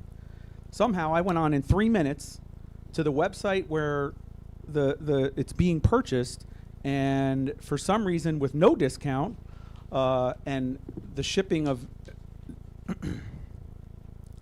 like $800 versus $1,200, it's still $300 less, and we're getting a discount on the printer. So I just wonder, I'll challenge every time, is everyone looking at this checkbook like it's coming out of their own personal account? And I don't see evidence of it every week when I look at this, when I look at these agenda items and I see the budgets and the bills that we pay. And are we really being the best stewards of the town's money? Because all these costs, like it's been brought up before, right? The healthcare costs aren't going down, right? Our services, police, fire, all that stuff's not going down. It's only going to go up. So we've got to figure out ways to save money in other places. And it does. I just don't really always feel that I see that. So thank you. Gotcha.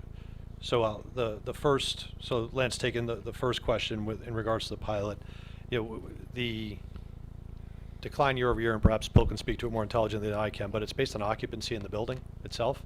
And there's been some turnover in the building, although that's been filled up pretty rapidly. So when you think about the iSims of the world and the massive sort of 3 floors they had there, they're now subletting that and sort of replenishing that stream.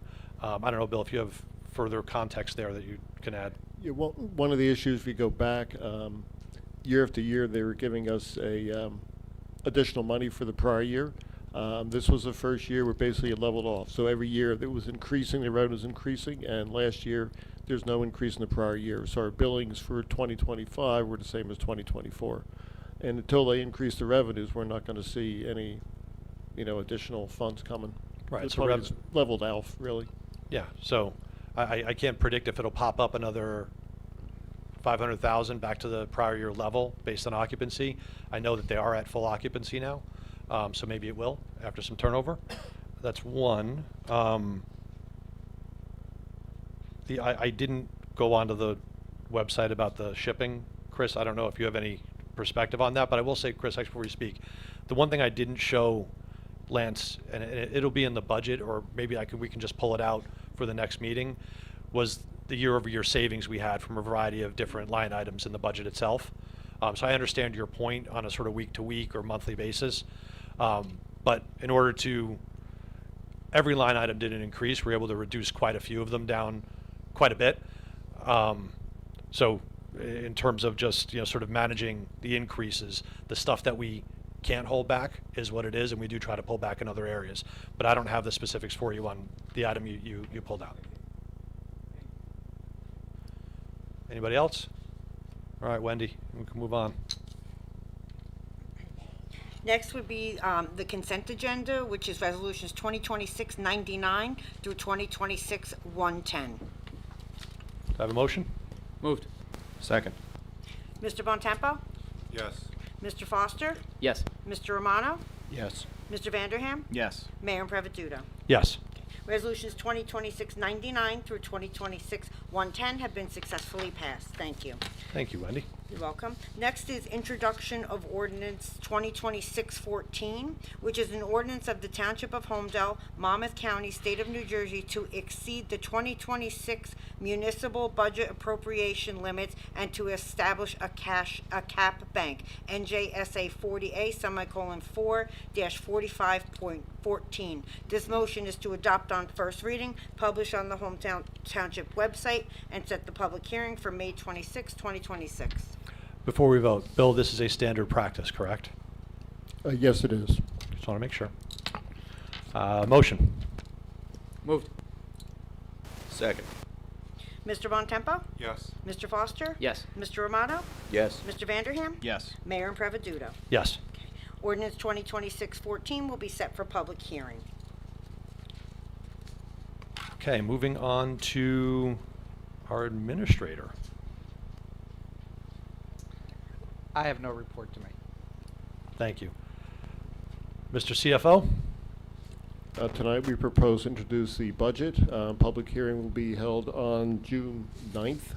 It'll be not published in the paper this year. It'll be published on our website, I believe, by Thursday this week. User-friendly budget will probably be up probably by next Monday. Great, so residents will have over a month to pour over the budget and prepare any questions they have for the public hearing. Yes, and we'll also have a short presentation on June 9th also. Great, thank you. So, Mayor, we would need a motion to, for Resolution 2026-111, which is the budget introduction resolution. Can we have a motion? Moved. Second. Mr. Bontempo? Yes. Mr. Foster? Yes. Mr. Romano? Yes. Mr. Vanderham? Yes. Mayor Impreviduto? Yes. Resolution 2026-111 has been successfully passed. Thank you. Thank you, Wendy. Counselor? Either. Thank you, Mayor. Mr. Engineer, are you good? All right, thank you. Moving on to boards and committees and business from the committee. Committeeman Bontempo. Good evening, everybody. IT update. So after some feedback from the last meeting update, the IT department webpage, we've created a IT webpage on the Holmdel website where we can regularly post IT new and information that can benefit our residents to help keep them safe with security measuring.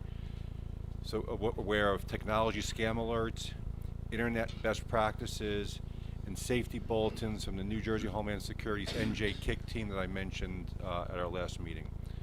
On April 27th is Cybersecurity Threat Assessment. New Jersey KIC issued the April 27th Cybersecurity Bulletin, which highlighted following key points for New Jersey residents. Right now, there's a cyber threat alert for retirement benefits phishing.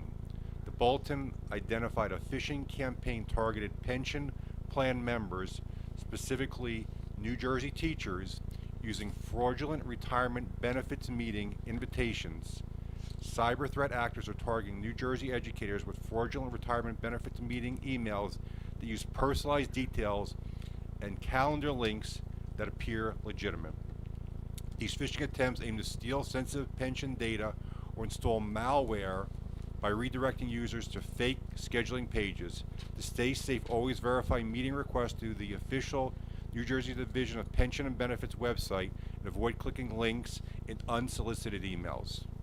There's also been a Facebook meta attack. NJ KIC reported a particular cyber attack this month that targets Facebook, Instagram users. Cyber threat actors are sending fraudulent emails that impersonate Facebook Meta's legal team, claiming your account will be disabled due to copyright or trademark violations that you may have posted or shared. These messages use fake authentication links to lead you to counterfeit logon pages designed to steal your credentials and personal information. To protect yourself, never click links and unsolicited notices, and always navigate directly to official platforms to verify your account status. New Jersey residents are encouraged to report malicious cyber activity directly to the NJCIC, that's NJCCIC, via their official website. Verify by a second channel. If you ever receive a suspicious text or call from a vendor, bank, retail outlet, always contact the company using a number you find from an official bill or the back of your credit card, never the number provided in the text message. Thank you. Thank you, Committeeman. Mr. Romano. Yep. A couple things before I go into the usual. First, I wanted to bring attention to a new nonprofit that joined Holmdel. I know Saturday a lot of people were at Vonage, but on Saturday at 40 Main Street, the church, there is a new nonprofit called the Village Foster Closet, and I went to their soft opening, and it is a tremendous program. It is below, I don't know what you call it, but you know you have the church and then you have the church meeting room. What they've done is they've opened up, it looks like a child's boutique, almost like you're walking into a Carter's, and it is free clothing, free diapers, free toys for foster kids, right? So they can arrange it. The owner there, Belinda, gave us a walkthrough. Doesn't cost anything for foster children. They can go, they can take as much as they like. We took some pictures, we sent them to Brian O'Malley, contact information. Anyone that can donate or volunteer, it's a really great program. It's new to Holmdel, and I was very impressed by the just by the setup. Like I said, it looked like you were walking into a child's boutique. The second thing that was very cool that I got to do is I was invited to talk at Monmouth University. So I got to talk in front of 2 college classes, in front of students, and kind of walk them through some municipal government and kind of what I do in my daytime job. And that was great. And what's also cool is Monmouth University wants to extend, not an invitation, but they wanted me to let the people of Holmdel know that with their summer camps, they will extend a employee discount to any resident of Holmdel that wants to join one of their summer camps. They are essentially applying their employee discount. So again, I'm going to have them email Brian O'Malley. But any Holmdel resident that wants to do a summer camp, they fill out the application, they click employee, they get 30% off all the programs. So I thought that was really great. And it was really cool to go speak in front of, 2 classes of college students. It was really great. And I also got invited to speak at a Chinese school. I didn't know this, but I learned that a lot of mainland Chinese students in Holmdel send their kids to a school. And I'm going to butcher the pronunciation of this, but it's Tsinghua School and Chongya. I was close, but I was close. I tried really hard. But again, it was really cool to just go and get in front and talk to so many kids and parents of Holmdels, and I had no idea that this existed. So it was really cool. It was really great to just explain municipal government and go over some of the cool things going on in town. And again, they'd love to do more with Holmdel as well. On to the usual. Community development. March Madness Amnesty Program. So if you've had work done without a permit, you've only got a few more days to catch up on old building permits without a penalty. Community Development's March Madness Amnesty Program ends this Thursday, April 30th. From the library, on May 19th, the Holmdel Book Club will meet to discuss the book Shelterwood by Lisa Wingate. Chair yoga is going strong with an average attendance of 20. Because of this, the library has extended the chair yoga program through the end of 2026. Got a couple events coming up. We've got the Mother-Daughter Vision Boarding in May, a performance by the local band Vinyl Traction in June, Art for the Non-Artist in August, Fred Liotte and the Ragtimers in September, Pop-Down Card Craft programs in November and December. We have the summer reading program is expected to begin on June 1st and run through mid-August. This year's reading program's theme is dinosaurs, archaeology, paleontology, and the tagline is Unearth a Story. Public Works, please be advised that the township brush pickup is currently underway. Due to unforeseen circumstances, some collections are running slightly behind the dates listed on the seasonal schedule cards. Rest assured that our crews are working diligently and your brush will be picked up. There is no need to call the Public Works Office to verify your status or report a missed collection at this time. We appreciate your patience and cooperation as we work to complete these services throughout the community. Thank you, Mayor. Thank you, Joe. Mr. Vanderham. Thank you, Mayor. Veterans Committee, May 14th is our next Coffee and Conversations. That's at 10:30 at the Senior Center. All veterans and Gold Star families are invited to attend for a nice gathering with bagels, donuts, and coffee. The Green Team, I think Betsy and Mayor Rose did a great job presenting the summary of the Community Energy Plan that included residents' feedback from Earth Day, as well as feedback from Sustainable Jersey on the technical support. And nothing to report from the Heritage Committee. That's it, Mayor. Thank you, Committeeman. Deputy Mayor. Thank you, Mayor. Good evening. Couple updates from the Board of Education. The HFEE 30th Anniversary Gala. The Holmdel Foundation for Educational Excellence celebrated 30 years of service with a sold-out Pearl Gala, highlighting the community's long-standing commitment to supporting our schools. Indian Hill students will showcase their businesses at the upcoming Spring Market Day at Bell Works, demonstrating creativity and innovation. This event, will be held on Thursday, May 7th from 5:30 to 7. I believe last year was the inaugural year for it. It is an excellent event. Kids do a great job with their things they create and sell and stuff like that. The Holmdel High School will host its annual Jazz Festival May 1st, featuring 7 regional high school bands. Holmdel High School senior duo Zhang earned national honors at the USASA Snowboarding Championships, so congratulations to him. The Indian Hill Walkathon is supporting the Boomer Esiason Foundation and Special Olympics, reflecting strong student leadership and community engagement. Holmdel students earned multiple Foxy Award nominations for excellence in theater. The Foxy Awards, officially known as the Theater Night Awards, are a prestigious recognition program for middle and high school theater in New Jersey. They are hosted annually by Montclair State University's Department of Theater and Dance. From our Recreation Department, the swim club membership is underway. Quick reminder that fees will increase by $50 on Monday, May 4th, so please do not wait to get in on the fun. Registration is also open for the summer recreation program at Cross Farm Park. The program is held from June 22nd through July 31st from 9 a.m. to 12:30 p.m. Summer Rec is open to children who have completed kindergarten, minimum age of 5, through those finishing 6th grade this school year. Registration can be completed at the Recreation Department's Rec Desk registration page. This Sunday, the Billy DeMayo Foundation's 5K is scheduled for 10 a.m. Registration for the Run Walk will remain open until the day of the race, approximately 9 a.m. Currently, there are over 600 registered runners and walkers. The race begins on Billy DeMayo Boulevard and continues through the Sats High School complex and through the Falcon Ridge Development and back down Crawford's Corner Road. On a related note, Crawford's Corner Road and Billy DeMayo Boulevard, the Garden State Access Road, and Parkway Exit 116 will be closed for the duration of the race. Please plan accordingly. Information on the race and the Billy DeMayo Foundation can be found at billydemeyofoundation.com. We are encouraging all members of the Holmdel community to consider participating in this event. Mayor, that's all I have. Thank you. Thank you, Deputy Mayor.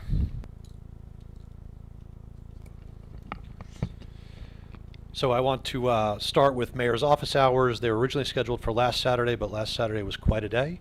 So we've rescheduled for this upcoming Saturday, May 2nd, from 9 to 11 in the first floor conference room we have right over here. I also want to report out that I attended the open house at 23 Main Street.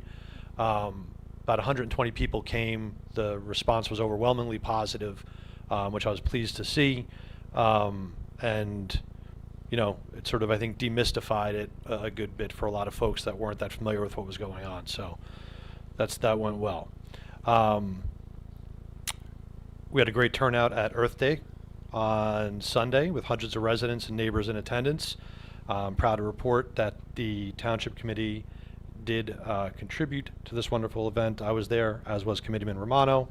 Thank you to the Holmdel Environmental Commission and CELU for hosting the event, to the Green Team, to the Holmdel Historical Commission, and to the Holmdel 250 Committee for hosting tables alongside the many outside groups who are represented at the event. And a special thank you to Karen Strickland, who gave me a wonderful tour of the Harding House. When I got on the committee 5 years ago and attended Earth Day, we couldn't go in the Harding House. So it's now, at a place where people come in, we can do tours. The floors have been redone. There's a new roof, and we want to keep finding ways to improve the house and get it up to usable standards. Not that we expect anybody to live in it anytime soon, but it would be nice to have everything in order. Hornets Fest. Save the date. HYAA Hornet Fest is on Friday, May 8th at Cross Farm Park from 4 p.m. to 8 p.m. This event will celebrate all HYAA sports and will include inflatables, food trucks, music by DJ Mel, HYAA coaches home run derby, face painting, and more.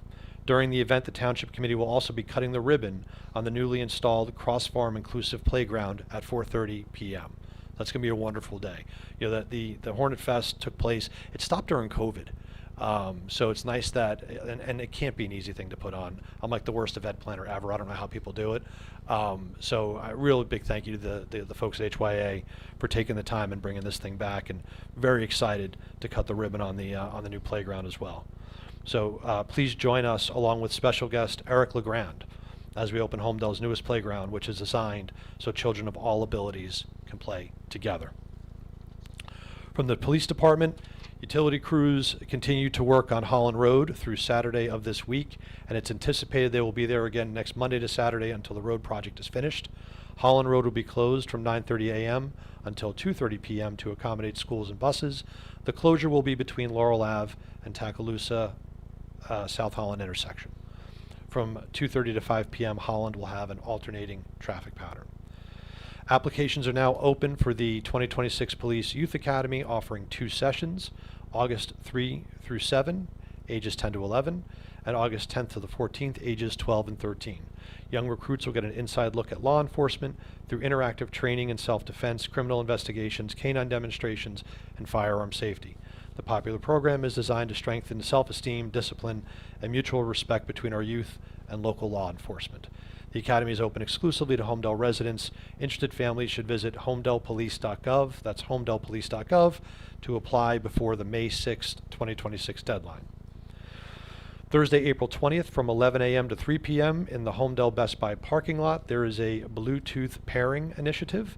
The Bluetooth event is a community outreach program which was started by Patrolman Minoski in 2022 to help combat distracted driving. The pairing event is part of a larger awareness campaign called Goal Zero. The event assists motorists with linking their cell phones to their vehicles using Bluetooth. From the fire department, we have 3 members enrolled in the Summer Firefighter 1 Academy that begins on May 13th. This summer program is designed for college students that enables them to complete the 240-hour training in just 7 weeks. The fire department took on 3 new members and 2 new Explorer members in the past month. We look forward to them integrating into our team. And from the First Aid Squad is looking forward to participating in some upcoming events, including the Billy DeMayo 5K, the Alex Ching Dog Park Anniversary, and of course, Holmdel's Memorial Day. They encourage all residents to stop by their tent and ambulances for a tour. Our first responder crews enjoy interacting with residents of all ages, and they certainly love answering questions. We are always looking for more members. Stop by, get involved, or find information in our application on the website. In order to ensure the First Aid Squad can find your home during an emergency, please make sure your house number is visible from the street. Just a quick public service announcement. And check at night as well to make sure that it's visible. So with all that said, we can move on to public comment. Wendy, if you wouldn't mind doing your thing. In accordance with the Open Public Meetings Act, this is a public comment period for public comment on any governmental issue of public concern. In accordance with Resolution 2022-17, public commenters are asked to raise their hand and wait to be recognized by the mayor before coming forward and making public comments. Commenters are asked to state their full name and address before commenting. Public commenters are limited to 1 comment, not to exceed 3 minutes. Comments should be directed to the mayor or township committee. If appropriate, the mayor may direct and recognize a staff, employee, or professional to respond to comments either at this meeting or in writing after this meeting. Great, thank you. Mr. Yanello.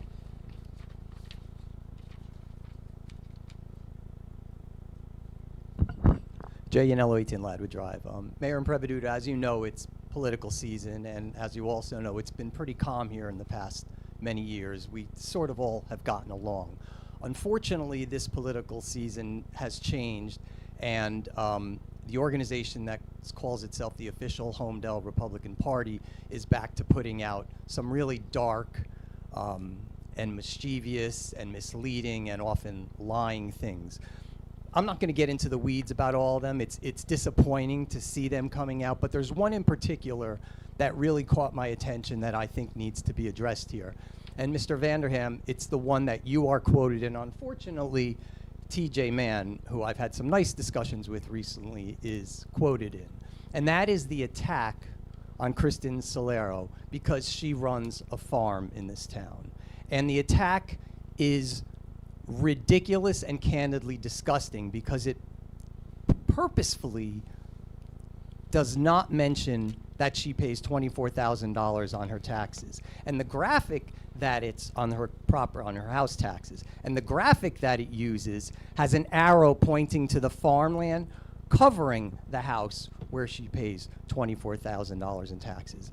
Mrs. Solero is a key driver of why we are not going to be dumping 40,000 gallons a day of slightly treated sewerage water into the drinking water that Monmouth County drinks, that most of you, that the official Holmdel Republican Party backs, were fine with until the community uproar driven by Mrs. Solero caused the next move, which is the pipe, which has its pluses and minuses. So, Mr. Vanderham, would you please comment about your hit job on her that conveniently didn't mention that she does pay $24,000 in taxes? Because it says her property, she only pays $203,000. She's exploiting the farmland. And by the way, there are other people, other mayors that we've had, and other key members of the Holmdel Republican official party that also benefit from this farmland. So it's to selectively attack her when there's other well-known families in town that have wonderful venues, use that tax benefit, and again, an ex-mayor uses that tax benefit, I personally think is disgusting. So would you like to comment on that? I'll only... Sorry. Yeah, I mean, if you're done, Jay, have a seat and Gary Well, will answer. I'll finish. I'm almost done. I also want to say that this is the same official Holmdel Republican Party that attacked so many of us in this room for wanting unaffiliated elections, whereas because they made us out to be radical liberals, most of us are actually Republicans. And the Republican Party, who is also associated with this in Red Bank, actually at the same time pushed for unaffiliated elections. So I would like to know what your comment is on your hit job. My point in bringing that up is the hypocrisy which you bring up in your hit job is mind-boggling because, thank you, because we were made out to be lunatics for wanting unaffiliated elections in this town, but the Republicans in Red Bank, where it would have benefited them, were pushing for the unaffiliated elections. So that's my point. And by the way, the final thing I'll say is this is the same organization that put a hit job out against, I believe it was Greg, standing next to Murphy during the benefit for COVID fundraising. But conveniently in that picture where they portrayed him like some crazy Republican standing next to Murphy, they conveniently cut out the picture, no offense, Mr. Impreveduto, of Rocco, who was standing next to the governor too. Yep, this is the organization, Mr. Vanderham, that you are bonding with and going with and putting out these dark pieces that have been coming out over the past few weeks. And I think you owe an apology to Ms. Solero and this town for attacking her because she's running a farm in this town. And not mentioning, I'll say for the fourth time, that she pays $24,000 of property taxes. And your graphic covering the house next to, with an arrow, next to the farmland you point out. So that's my comment. Thank you. Do you have a response? Are you done, Jay? Yeah, I'm done. Okay. I was waiting for you to get done. Yep, So I okay. apologize for that. Yeah. No, I'm not going to apologize for addressing the hypocrisy that Ms. Salerno has continually discussed about giving tax breaks to developers and pilot programs for reduced taxes when she's receiving a subsidized tax benefit for owning a farm, not running a farm. She owns a farmland that has an airstrip down the center of it. That has an airstrip, so that part. This is in Teterboro. She's not landing jets there. There was planes landing there today, Jay. Gary, hold on. I see Gary, the hold on, planes. Jay. This is exactly what the mayor. This is why so. this is why we're enforcing the rule. But If you're not- unfortunately, it's- Mr. Rocco, you're putting this rule in right after these hit jobs came out. So the timing of it, many people have commented in this room. After all these hit jobs of this organization that backs you came out, you put this rule in. it's So not- no it's one not- can it's challenge it. It's not about hit The jobs. timing is incredible. Come on, Jay. What? I've been up here 5 years. Have I ever backed down from a conversation? Now you are after the you guys don't want pushbacks to these hit jobs. No, the timing is what we incredible. don't want. No, what we don't want, because it started happening in previous meetings, is people coming in and not being respectful to everyone else in the audience who had questions and staying up there for 15 minutes to ask more and more Okay. questions. And So to the go. minute is That's what we're almost trying to. up. That's so what the we're minutes trying. are almost up. Okay. That's Okay. that's what we're trying to do, Jay. That's the purpose of it. Gary, I think you now are damaged goods and unqualified and uncredible to run for township committee because you participated in this hit job. And you did this as an unelected person up there. That's all I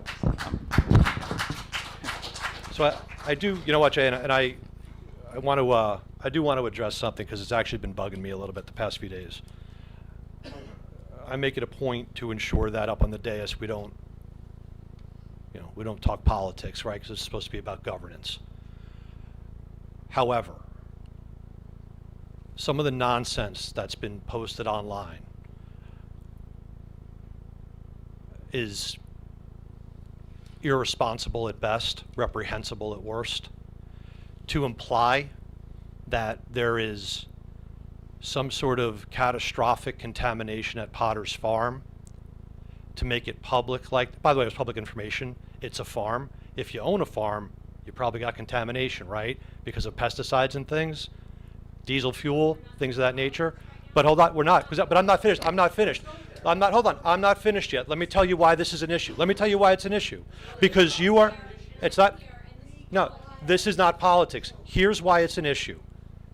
When you raise an issue, a non-issue in town and try to make it something, you have the ability to damage property values in town, not the least of which against the residents who are adjacent to that property. So this is information that was public information. You're making it a campaign tactic. And now if someone were to buy a home in Holmdel, what might they see? They might see someone playing politics because they want to get elected on a non-issue. That's problematic. And as the mayor, that's problematic for the town. It's my job to protect the town and the residents. This isn't political rhetoric. This is political rhetoric that can be damaging to the town and damaging to home values by the residents. And the flip side to that would have been a 105-person dementia center with 30 people managing it. And I know no residents in that development wanted that either. So I'd want everyone to understand there's politics, and that is what it is, and it's terrible in this town. It absolutely is. But when politics start damaging the town itself, that's problematic, and it needs to be addressed, and that's why I'm addressing it. You can't, let me just jump in. So on the dementia center, when we were approving it, and Mike was up here, the people that were adjacent to the property came and said, please do not stop this from going through. We like it, we want it. Mm-hmm.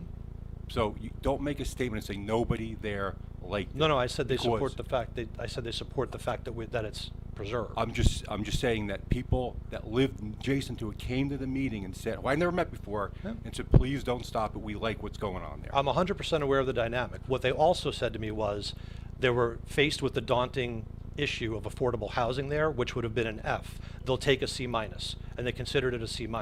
Instead, we gave them an A. I guarantee if you asked any of the people living there if they preferred stay a farm or vacant land for recreation, I guarantee you every single one of them would have said, let's keep it open space, not let's put a dementia center, Greg. No, that's not what I said. He made a comment that said nobody wanted a dementia center. But the people that, I never met before and I couldn't pick them out, came to the meeting and said, let it go. We like this. It's going to keep a They separation accepted it. between. They accepted it. They did because The they mayor's accept point is is valid, different. They right? accepted If it. you're No, worried it's about not. affordable housing, that's a valid There was not concern. affordable housing. It's surrounding every town It was around not us, affordable. Greg. How did it become affordable housing? They were worried about the specter of affordable housing. This was a C- solution that blunted the potential for affordable housing. Instead, we were able to procure the property. So a C- was the dementia center, and A is the procurement of the property to ensure it doesn't get developed. That's all I'm saying. They accepted the dementia center. They didn't want the dementia center. They said, please don't stop it. That's what that was their words. And I said, that's fine, because I was going to stop it, and they said, please don't. So I said, have at it. Okay. Anybody else? Yes, Mrs. Principi.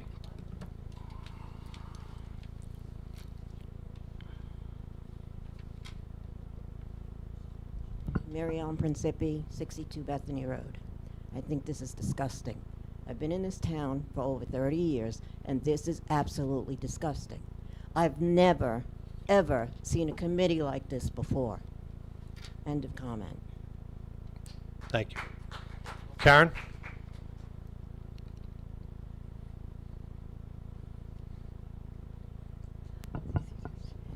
Karen Strickland, 26 Hayward Hills. First of all, I want to say thank you, Mayor Impeduto. Since you got on, the Harding House has really improved. And I am so thrilled of the work that the township has done for the Harding House, and I look forward to getting the upstairs fixed.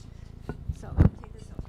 Actually, I'm here to speak on behalf of CELU, but I want to say that. I also loved what you did with the consent agenda. I've never seen anyone do that, and it was so helpful. So thank you very much. Okay, that was me speaking. This is from the Citizens for Informed Land Use. This letter is in regards to the township's plan to extend a sewer line to help develop the current Azura property. Extending sewers might seem like an easy fix, but it is quite complicated and has a potentially negative impact on Holmdel's future as a quasi-rural community and the availability of water for future generations. A guiding principle of watershed protection is to keep the water in the watershed. Since 1985 through December 2025, county and state planning maps all show the same central section of Monmouth County as low growth areas. They identify Holmdel's southern slope watersheds, including Willowbrook, where the Vonage property lies, as a discharge to groundwater areas where sewers are not permitted in order to recharge water locally rather than have it be exported to the ocean. In times of drought, this concern becomes of paramount importance. Holmdel Township, through its master plans, has supported the State Planning Board Development and Redevelopment Plan, the New Jersey Department of Environmental Protection, and Monmouth County and residents have worked since the 1980s to keep Holmdel's water in the watershed to protect the quantity of water available to sustain the reservoir. More than 335,000 Monmouth County residents rely on the Swimming River Reservoir for drinking water, and demand is projected to grow as thousands of new housing units are built in the eastern Monmouth County. At the same time, climate change is expected to increase temperatures and intensify drought risk. In that context, protecting groundwater recharge is not optional, it is imperative. Routing wastewater to a sewer system moves water out of the watershed when we can least afford it. A sewer extension is not a neutral utility upgrade. It predictably enables denser development, expands impervious cover, and increases non-point source pollution in the most sensitive part of our watershed, Planning Area 5. Deed restrictions have not prevented sewer extension in the past, and they are unlikely to do so in the future. Residents were guaranteed in 1992 that the sewer line to Bell Labs would be sized to only accommodate the building. Then that same sewer line was able to accommodate the 225 homes on the Bellworks property. Now, that same sewer line is being guaranteed to only allow the Vonage building. We know that the pressure to extend that sewer line will only grow. Environmental lines must be drawn, and the Bell Labs property should be the endpoint of that sewer line. I got 2 more paragraphs. Town history shows that once sewers are available, pressure for additional and higher density development increases, including additional affordable housing obligations. We support well-sited affordable housing that meets social needs while minimizing environmental impacts. Extending sewers into Planning Area 5 makes it harder to do that responsibly.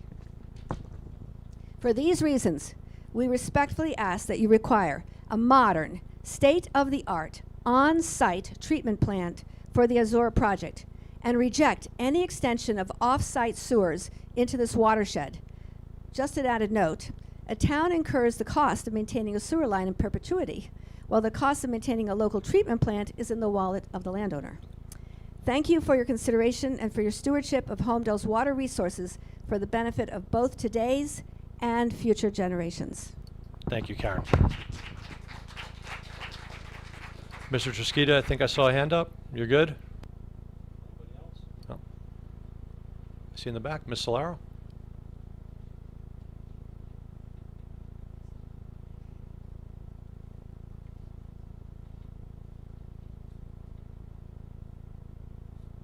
Kristen Solero, 5 Hopbrook Lane. Just briefly, nobody up there should be opining on any campaign videos that reveal the truth that, yeah, you can sit there with your incredulous face. It's acting. It's beautiful. Nice job. Okay? But nobody should be up there opining. Nobody should be up there campaigning. I'm not campaigning. I'm shedding light on things, truth, that you guys had all along and you chose not to tell the townspeople of Holmdel. We put together truth for people. Now, you guys could say I didn't know it, but a very famous Republican who you guys pretend to be, Ronald Reagan, said, trust but verify. Learn about it. Mr. Trisquita.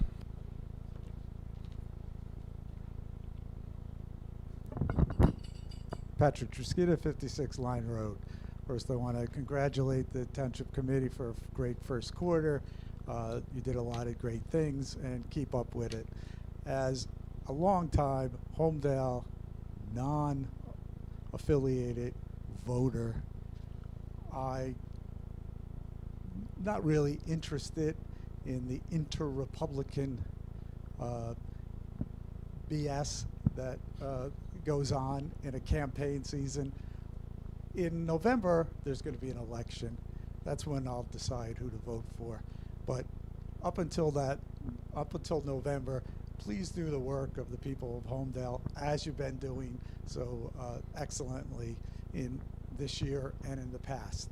Thank you very much. Thank you. Anybody else?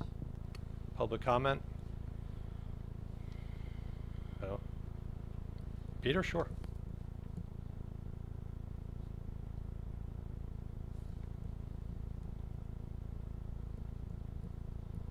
Pete Franco, 5 Hopbrook Lane.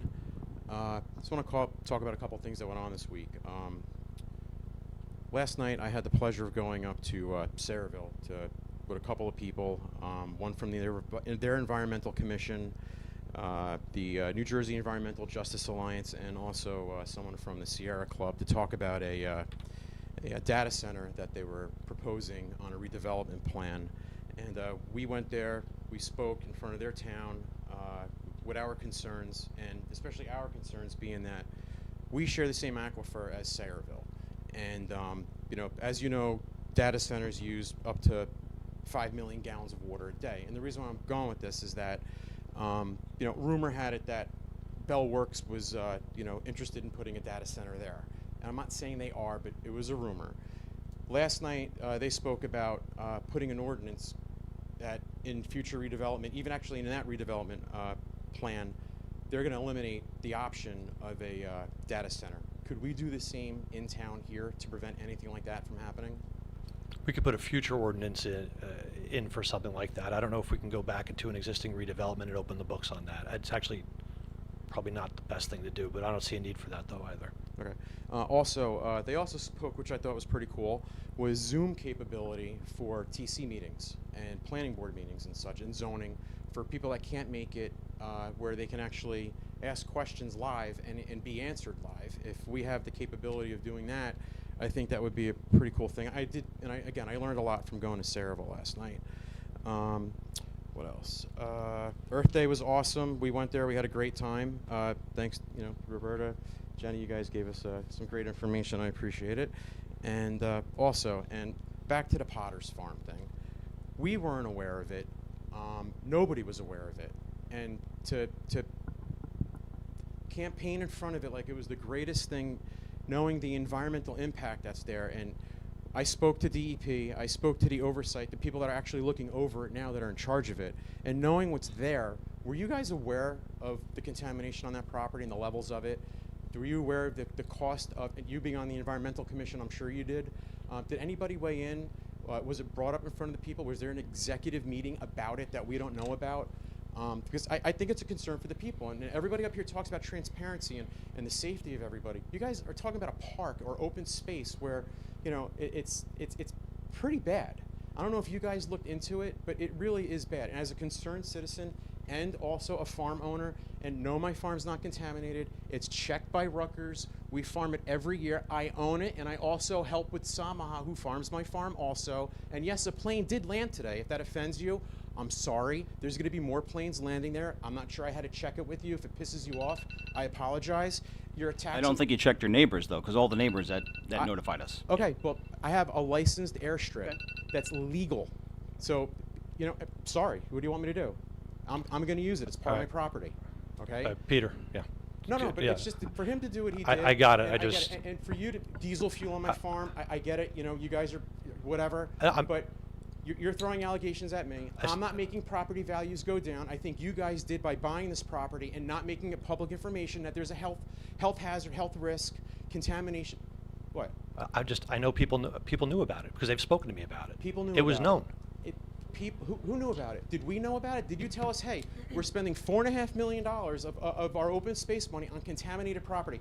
And this has been knowledge, according to DEP, since 2020, September 10th, 2020, when that property was acquired. My opinion, Even if before there that. was a dementia center built there, I'm not saying I'm for development like they're saying, which we're not for development, and we kind of proved that with the whole Vonage thing, that it would have been remediated by the people that bought the property. Why didn't you guys go for something like that? When it changed ownership, when you guys bought the property, there couldn't have been some remediation before you guys took it? That's why we bought it for 80 cents on the dollar. 80 cents on the dollar. It was sold for, I think, $3.6 million. I think you bought it Peter, for when you're done, 4.5. we'll So- respond in full because then Chris will talk as well about this. So, Mike, I'm not sure what I can and can't say about the. I'm happy to speak to it after the commenter's completed. Sure, but as far as the contamination, I also sit on the county parks and recs board, and I would say a large portion of the properties we look at have contamination. The contamination on the Potter site is limited to a very small portion of the site. We did get additional money taken off of the contract price as well, Pete. So we were totally aware of everything that was going on with it, and nothing was hidden. And the fact that we wanted to prevent development and secure more open space is what we've been driving at for the last 3-4 years. And we're going to continue to go in that direction, Pete. Okay, but I spoke to the gentleman, Brian, that works for the environmental firm, told us what was there, what they wouldn't do there. Kids can't play on it. It's highly toxic, and there's hot spots all over the place. And again, it's all public information that we weren't aware of. We had to do, again, our due diligence. Same thing with the Vonage when T&M fell asleep behind the wheel with that. No offense to you guys, it was the guy before you. But, you know, it's just, you know, as a resident and a taxpayer, we see Potter's Farm, and now we think of remediation and what it's going to cost to remediate the place and to make it safe for people to actually use it with the money we spent on it. Thank I'm you. not sure the reports you got, Pete. I'd love to see them because we spoke to multiple people, and as far as hotspots all over the property, that was not our understanding either. But if you have all these reports, you know, please provide The them. same information I had access to, you have access to. And do you want us to spend more money getting a hydrologist, getting an engineer, and more lawyers to come here and present it to you like we did before? Yeah, I don't know why you did that either. But sorry? I don't know why you did that either. What? Because these guys didn't, and you guys did, and your environmental commission didn't. Okay. So if we presented to you, No, you listen. we Listen. had to present this, to you facts that you already No, knew. listen, They the- came to you for the- 2 years about Vonage, Yeah. and you guys did nothing. And well, what did I say at the time when we landed with the solution? Things This take is not a time to solution, develop. it's a Band-Aid. Things take time to develop and happen and negotiate over the course of time. It wasn't because there was a massive groundswell. We were going to address the situation as the situation progressed. You guys pushed the Vonage project like it was We a didn't train push the without brakes. Vonage project. A It was- pilot program without approval from a planning board. It was- That's not rushing something through? No, it was a 3-year project. 3-year project. Yeah. It was. It was a 3-year project. It happened From start to what, to now? It started under Mayor Lucarelli to now. It's a 3-year project. Oh, to now, not from when we started. You know, we got Not involved, from- what, like maybe 6 months ago on that? But regardless, we put the time, we put the effort because we weren't getting answers from you guys. We're not getting answers to you guys. So we as a community had to give you guys the information that you supposedly knew, right? We presented all the evidence to you guys, and at the last minute, you guys came up with the force main solution. Like, you saved the day, Rocco. You solved the contamination of the Willowbrook. That's exactly what was said. I didn't say that. No, I mean, did you not boast? Sorry, I I have to didn't. address you. You boasted around. I didn't say saying I that solved the you contamination solved of the Willowbrook. You were running the force main, and that you solved the contamination of the Willowbrook. Well, we solved the environmental concern. That was But it's not. existing at There's the time. still an environmental concern. CELO just told you about it. Okay. You know, there's. Okay. I'm done. Thank you. Thank you.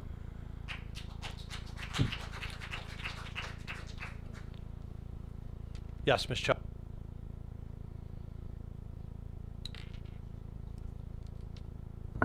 Thank you for taking the time today to present. Name, please. Oh, Sarah Cho with 4 Putnam Court. I'm a little new to all of this, so I really am catching up on a lot of information.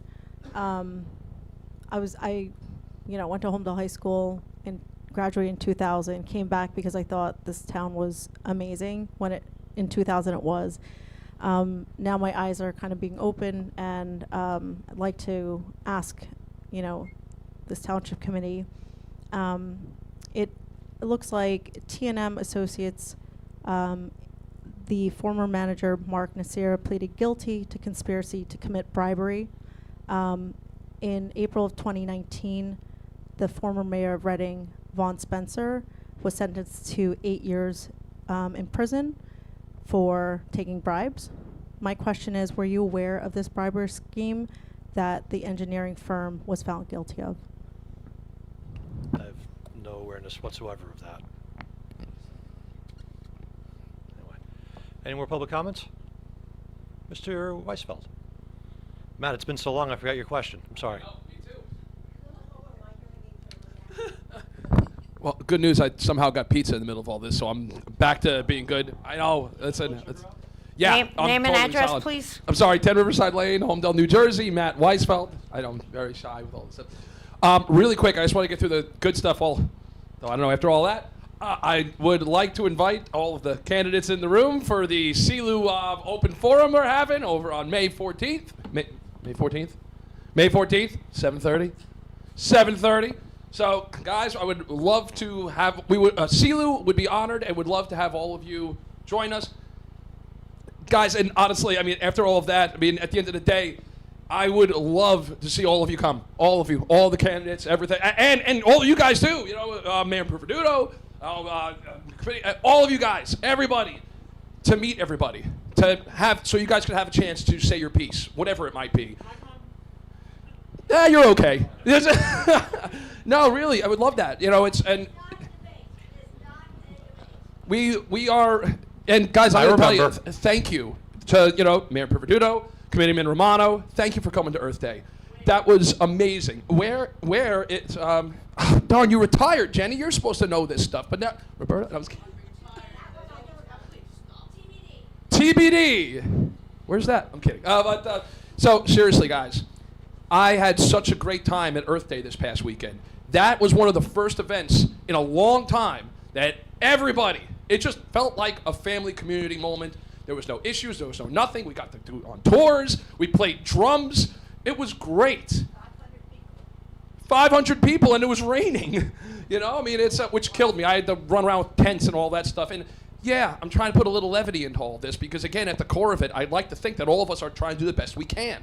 And we don't always agree. I don't even know. So moral is I would love to see you all there. All of you, to meet each other, talk to each other, say your piece, and, start the process. And I forgot. Oh, and then the question I had, going back before, and just because, again, I deal with contractors and things like that, and I just had this conversation the other day about how, local, if it's an outside, we have to worry about insurance. That was the only question going back to the MedStar thing. I like having the backup personally. We've talked about that. But then it got me thinking, wait a minute. What is there anything, again, I could be wrong on that. These are things I don't know. When we looked into it last year, there is no obligation for the township to provide the county any kind of insurance because obviously they're above us. So there's no cost to our residents. There's no insurance we need to handle. We're already paying for the coverage, in fact, through our taxes right now. But now the coverage, that's like standard. There's no additional riders or things. Like literally, I've had things I've passed on just because I didn't want to deal with the Yeah, insurance. So- there's no cost to us, Jay. All right, that sounds good. Jay, geez, it was. Matt, sorry. I think the only difference, right? look that Correct me handsome. if I'm wrong. The only difference with MedStar with the county service is not local people, and they bill your insurance, right? Am I correct in that? It's a soft bill. Soft bill, yeah. Pause. Okay, it's a bill. If you don't pay, it's not a bill. And if you don't pay, Mary Ellen, it's not a bill. Your insurance is not required to pay, Mary Ellen. No, a soft bill is sent to the insurance company. If they do not pay it, they do not collect it. It does not affect your premiums. Oh. And again, guys, we've already had enough moments. I want to go back and have a pizza I can share and everything else. I actually brought a pancake. I won't go with it. I'm just being silly now. Anyway, thank you guys. May 14th, would love it. Thank you guys, for coming out. It was nice. Oh, Look at that. Right at the bell. That's right. That's Ryan.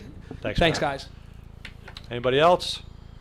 Motion to close. Oh, I see Lance's hand up. I thought we had it. Oh, I'm sorry. Ms. Kaufman, come up. You come up first. I think she was leaving. Oh, were you leaving? Oh, she was leaving. Sorry, Lance. Wait. Oh, no, wait. No, maybe not. Contrary to what you think, I'm Roberta Kaufman, 13 Chestnut Ridge Road. Contrary, I'm not going to harangue you about the fact that you've made the wrong choice with the sewer line. Following T&M's lead from 1998, they have tried to sewer the southern part of Holmdel, and this is a catastrophe. And so you're opening us up to coercion by the state. If you've read the briefs that have been filed against Colts Neck, who are of course more delinquent than we are, but we're not over delinquent at all, time the thankfully. quotas keep changing. The quotas that we will be responsible for in round 4 will be significantly higher. And we have that, if we extend that sewer line, it opens up all kinds of potentials for greater density on Prudential, greater density on perhaps SS White. Who knows? We don't know. And right now, the township of the Colts Neck has tremendous court liens against it, forcing them to produce sewer service. This is not what we should be doing. Please look at, again, supporting. I understand you need to facilitate and help the developer produce affordable housing on that site. But please look at supporting an on-site state-of-the-art package plant with the carbon filters and the proper disposal fields, and keep this a discharge, what is called a discharge of groundwater area. If I may, I want to tell you that just seeing the report on Robert Wilson Park is just absolutely wonderful. And I would like to ask 2 things. One, that we could see the architect's plan, although they may be online and I missed them, but you keep referring to, sir, Mr. Mullen, to the architect's plan. We should be able to see the full image of what, if we're paying professionals to do this work, we should be able to see the full image of what they're chewing on. And at the same time, I don't think I want to see us wait to start creating the museum content. This is an incredible place. It took, CELU gained 10,000 signatures putting out the petition to save this. Worldwide, I cannot tell you, I have a brother-in-law who's a physicist, Ralph is a physicist. We want to see the history really delineated of what happened there and how valuable and how startling it is, even from a religious point of view. So, it's just unbelievable. And so I'd like to ask you to use part of that grant to establish and set up a plan now, in this time, while we're still around, to talk about and show images of what will be in the museum, even if you do not have a museum building laid out yet. The storyline, the presentations, they need to be developed, and they take time and money. Many thanks. Thank you. I think, Chris, let's talk, maybe next week, let's talk about an ad hoc committee around Robert Wilson Park for just what Ms. Kaufman's mentioning. We'll allow folks to submit, and we want to certainly ideate around content that could be created, but we're also going to need to find a way to get it, whoever it may be. But I think...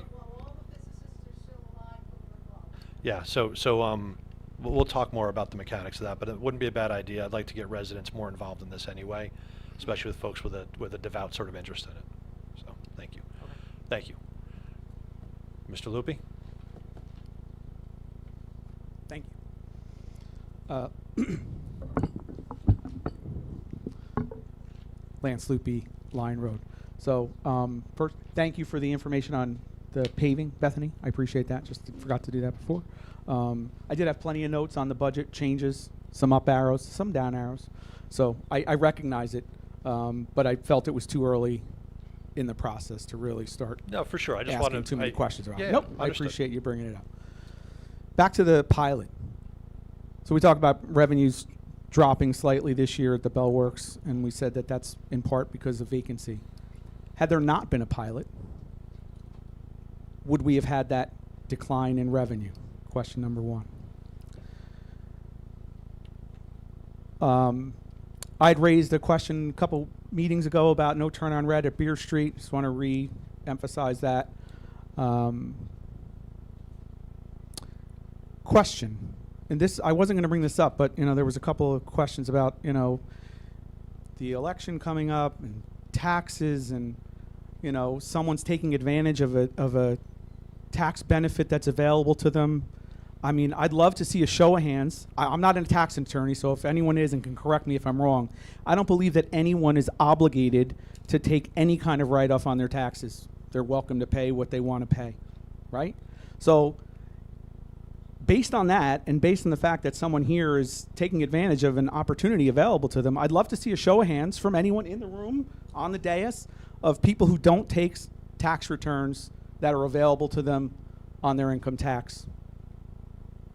I don't see any hands. I get hammered on my I don't see any so. hands back here. Okay, so I find it hard. I mean, the display that went on tonight was a little disappointing for me. But to raise as an issue that someone's taking advantage of an opportunity that's available to them. It's in the law. No one's breaking the law. No one's hiding anything, right? And everyone takes advantage of tax write-offs.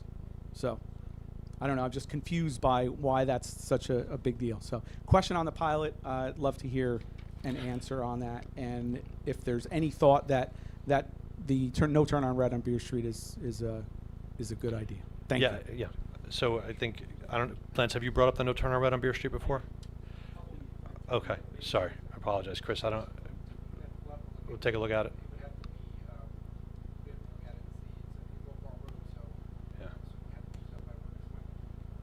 I'm sorry?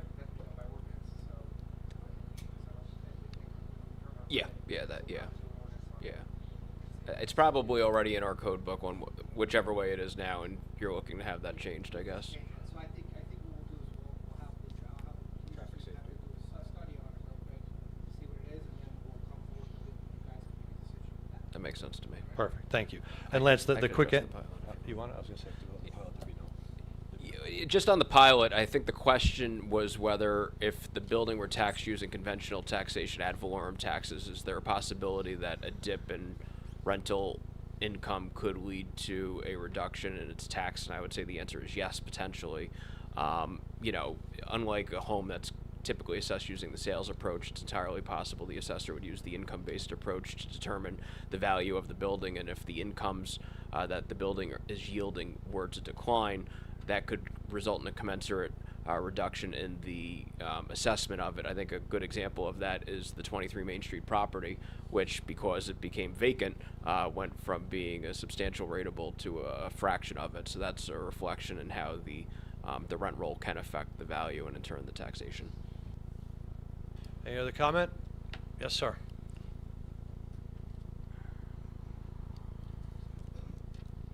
Hi, Peter Franco Sr., 5 Hopbrook Farm. I just want to say something about the farm itself. I'm sorry. I want to say something about the farm itself. When it was subdivided by Mr. Cruz and his people, the town requested that 25 acres be considered a lifetime farm. Now, why is everybody complaining that it's a farm? That's one thing. All right, the other thing, I happen to have had 255 acres in freehold. with the houses and all, $8,800 on 255 acres. And it was a producing farm. Same thing over here in Hopbrook. The farm produces. Those crops are on your table. And people are complaining about taxes. You gotta be ashamed of yourself. Thank you. Any other comments? We have to. I've got bad news for the Township Committee. We had something that came up today, so we are going to need a quick executive session if you're so willing to do it down here to discuss a land use matter. We would not come back out for formal action after. I guess we have an extra hand. Sorry. Go ahead, Ron. So, Mike, assuming Mr. Emma's the last comment, is the motion just to go to an exec, or is the motion to close and go to an exec? Motion to go into executive session. We technically adjourn the meeting after that concludes, but we are disclaiming to the public that there won't be any further formal action. So we'll ask everyone to leave the room once we exit so we can get that completed as quickly as possible. Thank you. Mr. Emma. I'm going to... I'm sorry. Yeah, I'm getting to that. Okay. I'm going to call myself Rhino Ron Emma, because some of your attacks were referring to me as Rhino Ron Emma. Just want to clarify one thing. I've been voting Republican for before most of you were born. So let's just get that record straight. Rhino Ron Emma, 32 Ladwood Drive. Just two quick questions about the sewer, the force main. You keep saying that it's no cost to the residents, but we are bonding for it. We are doing a $4 million bond. There is a cost to bond, and there is a cost to float that money. So that's number one. Number two is the pilot program at Vonage was approved well after the developer had already bought it. And the pilot program, correct me if I'm wrong, in its definition is supposed to be for an incentive to get the developer to buy the property. So why was that pilot approved after the developer had already purchased the project? Thank you. Thank you. Mike, I don't have all the history. I don't even know what the sequencing was. I mean, I'll just say on that issue, under the long-term tax exemption law, you cannot award a pilot unless the redeveloper demonstrates that there's a financial inability to complete the project without the tax incentive. They did provide that documentation to both the consultant that the township hired as well as our assessor, and it did establish that need. And that need is relative to the proposed project, which has the components that comply with the fourth round of affordable housing. So that would be the legal backdrop to how that is. And you know, if the person purchased the property, if it were a different development proposal, it's entirely possible it would not meet that test. Thank you. Last one.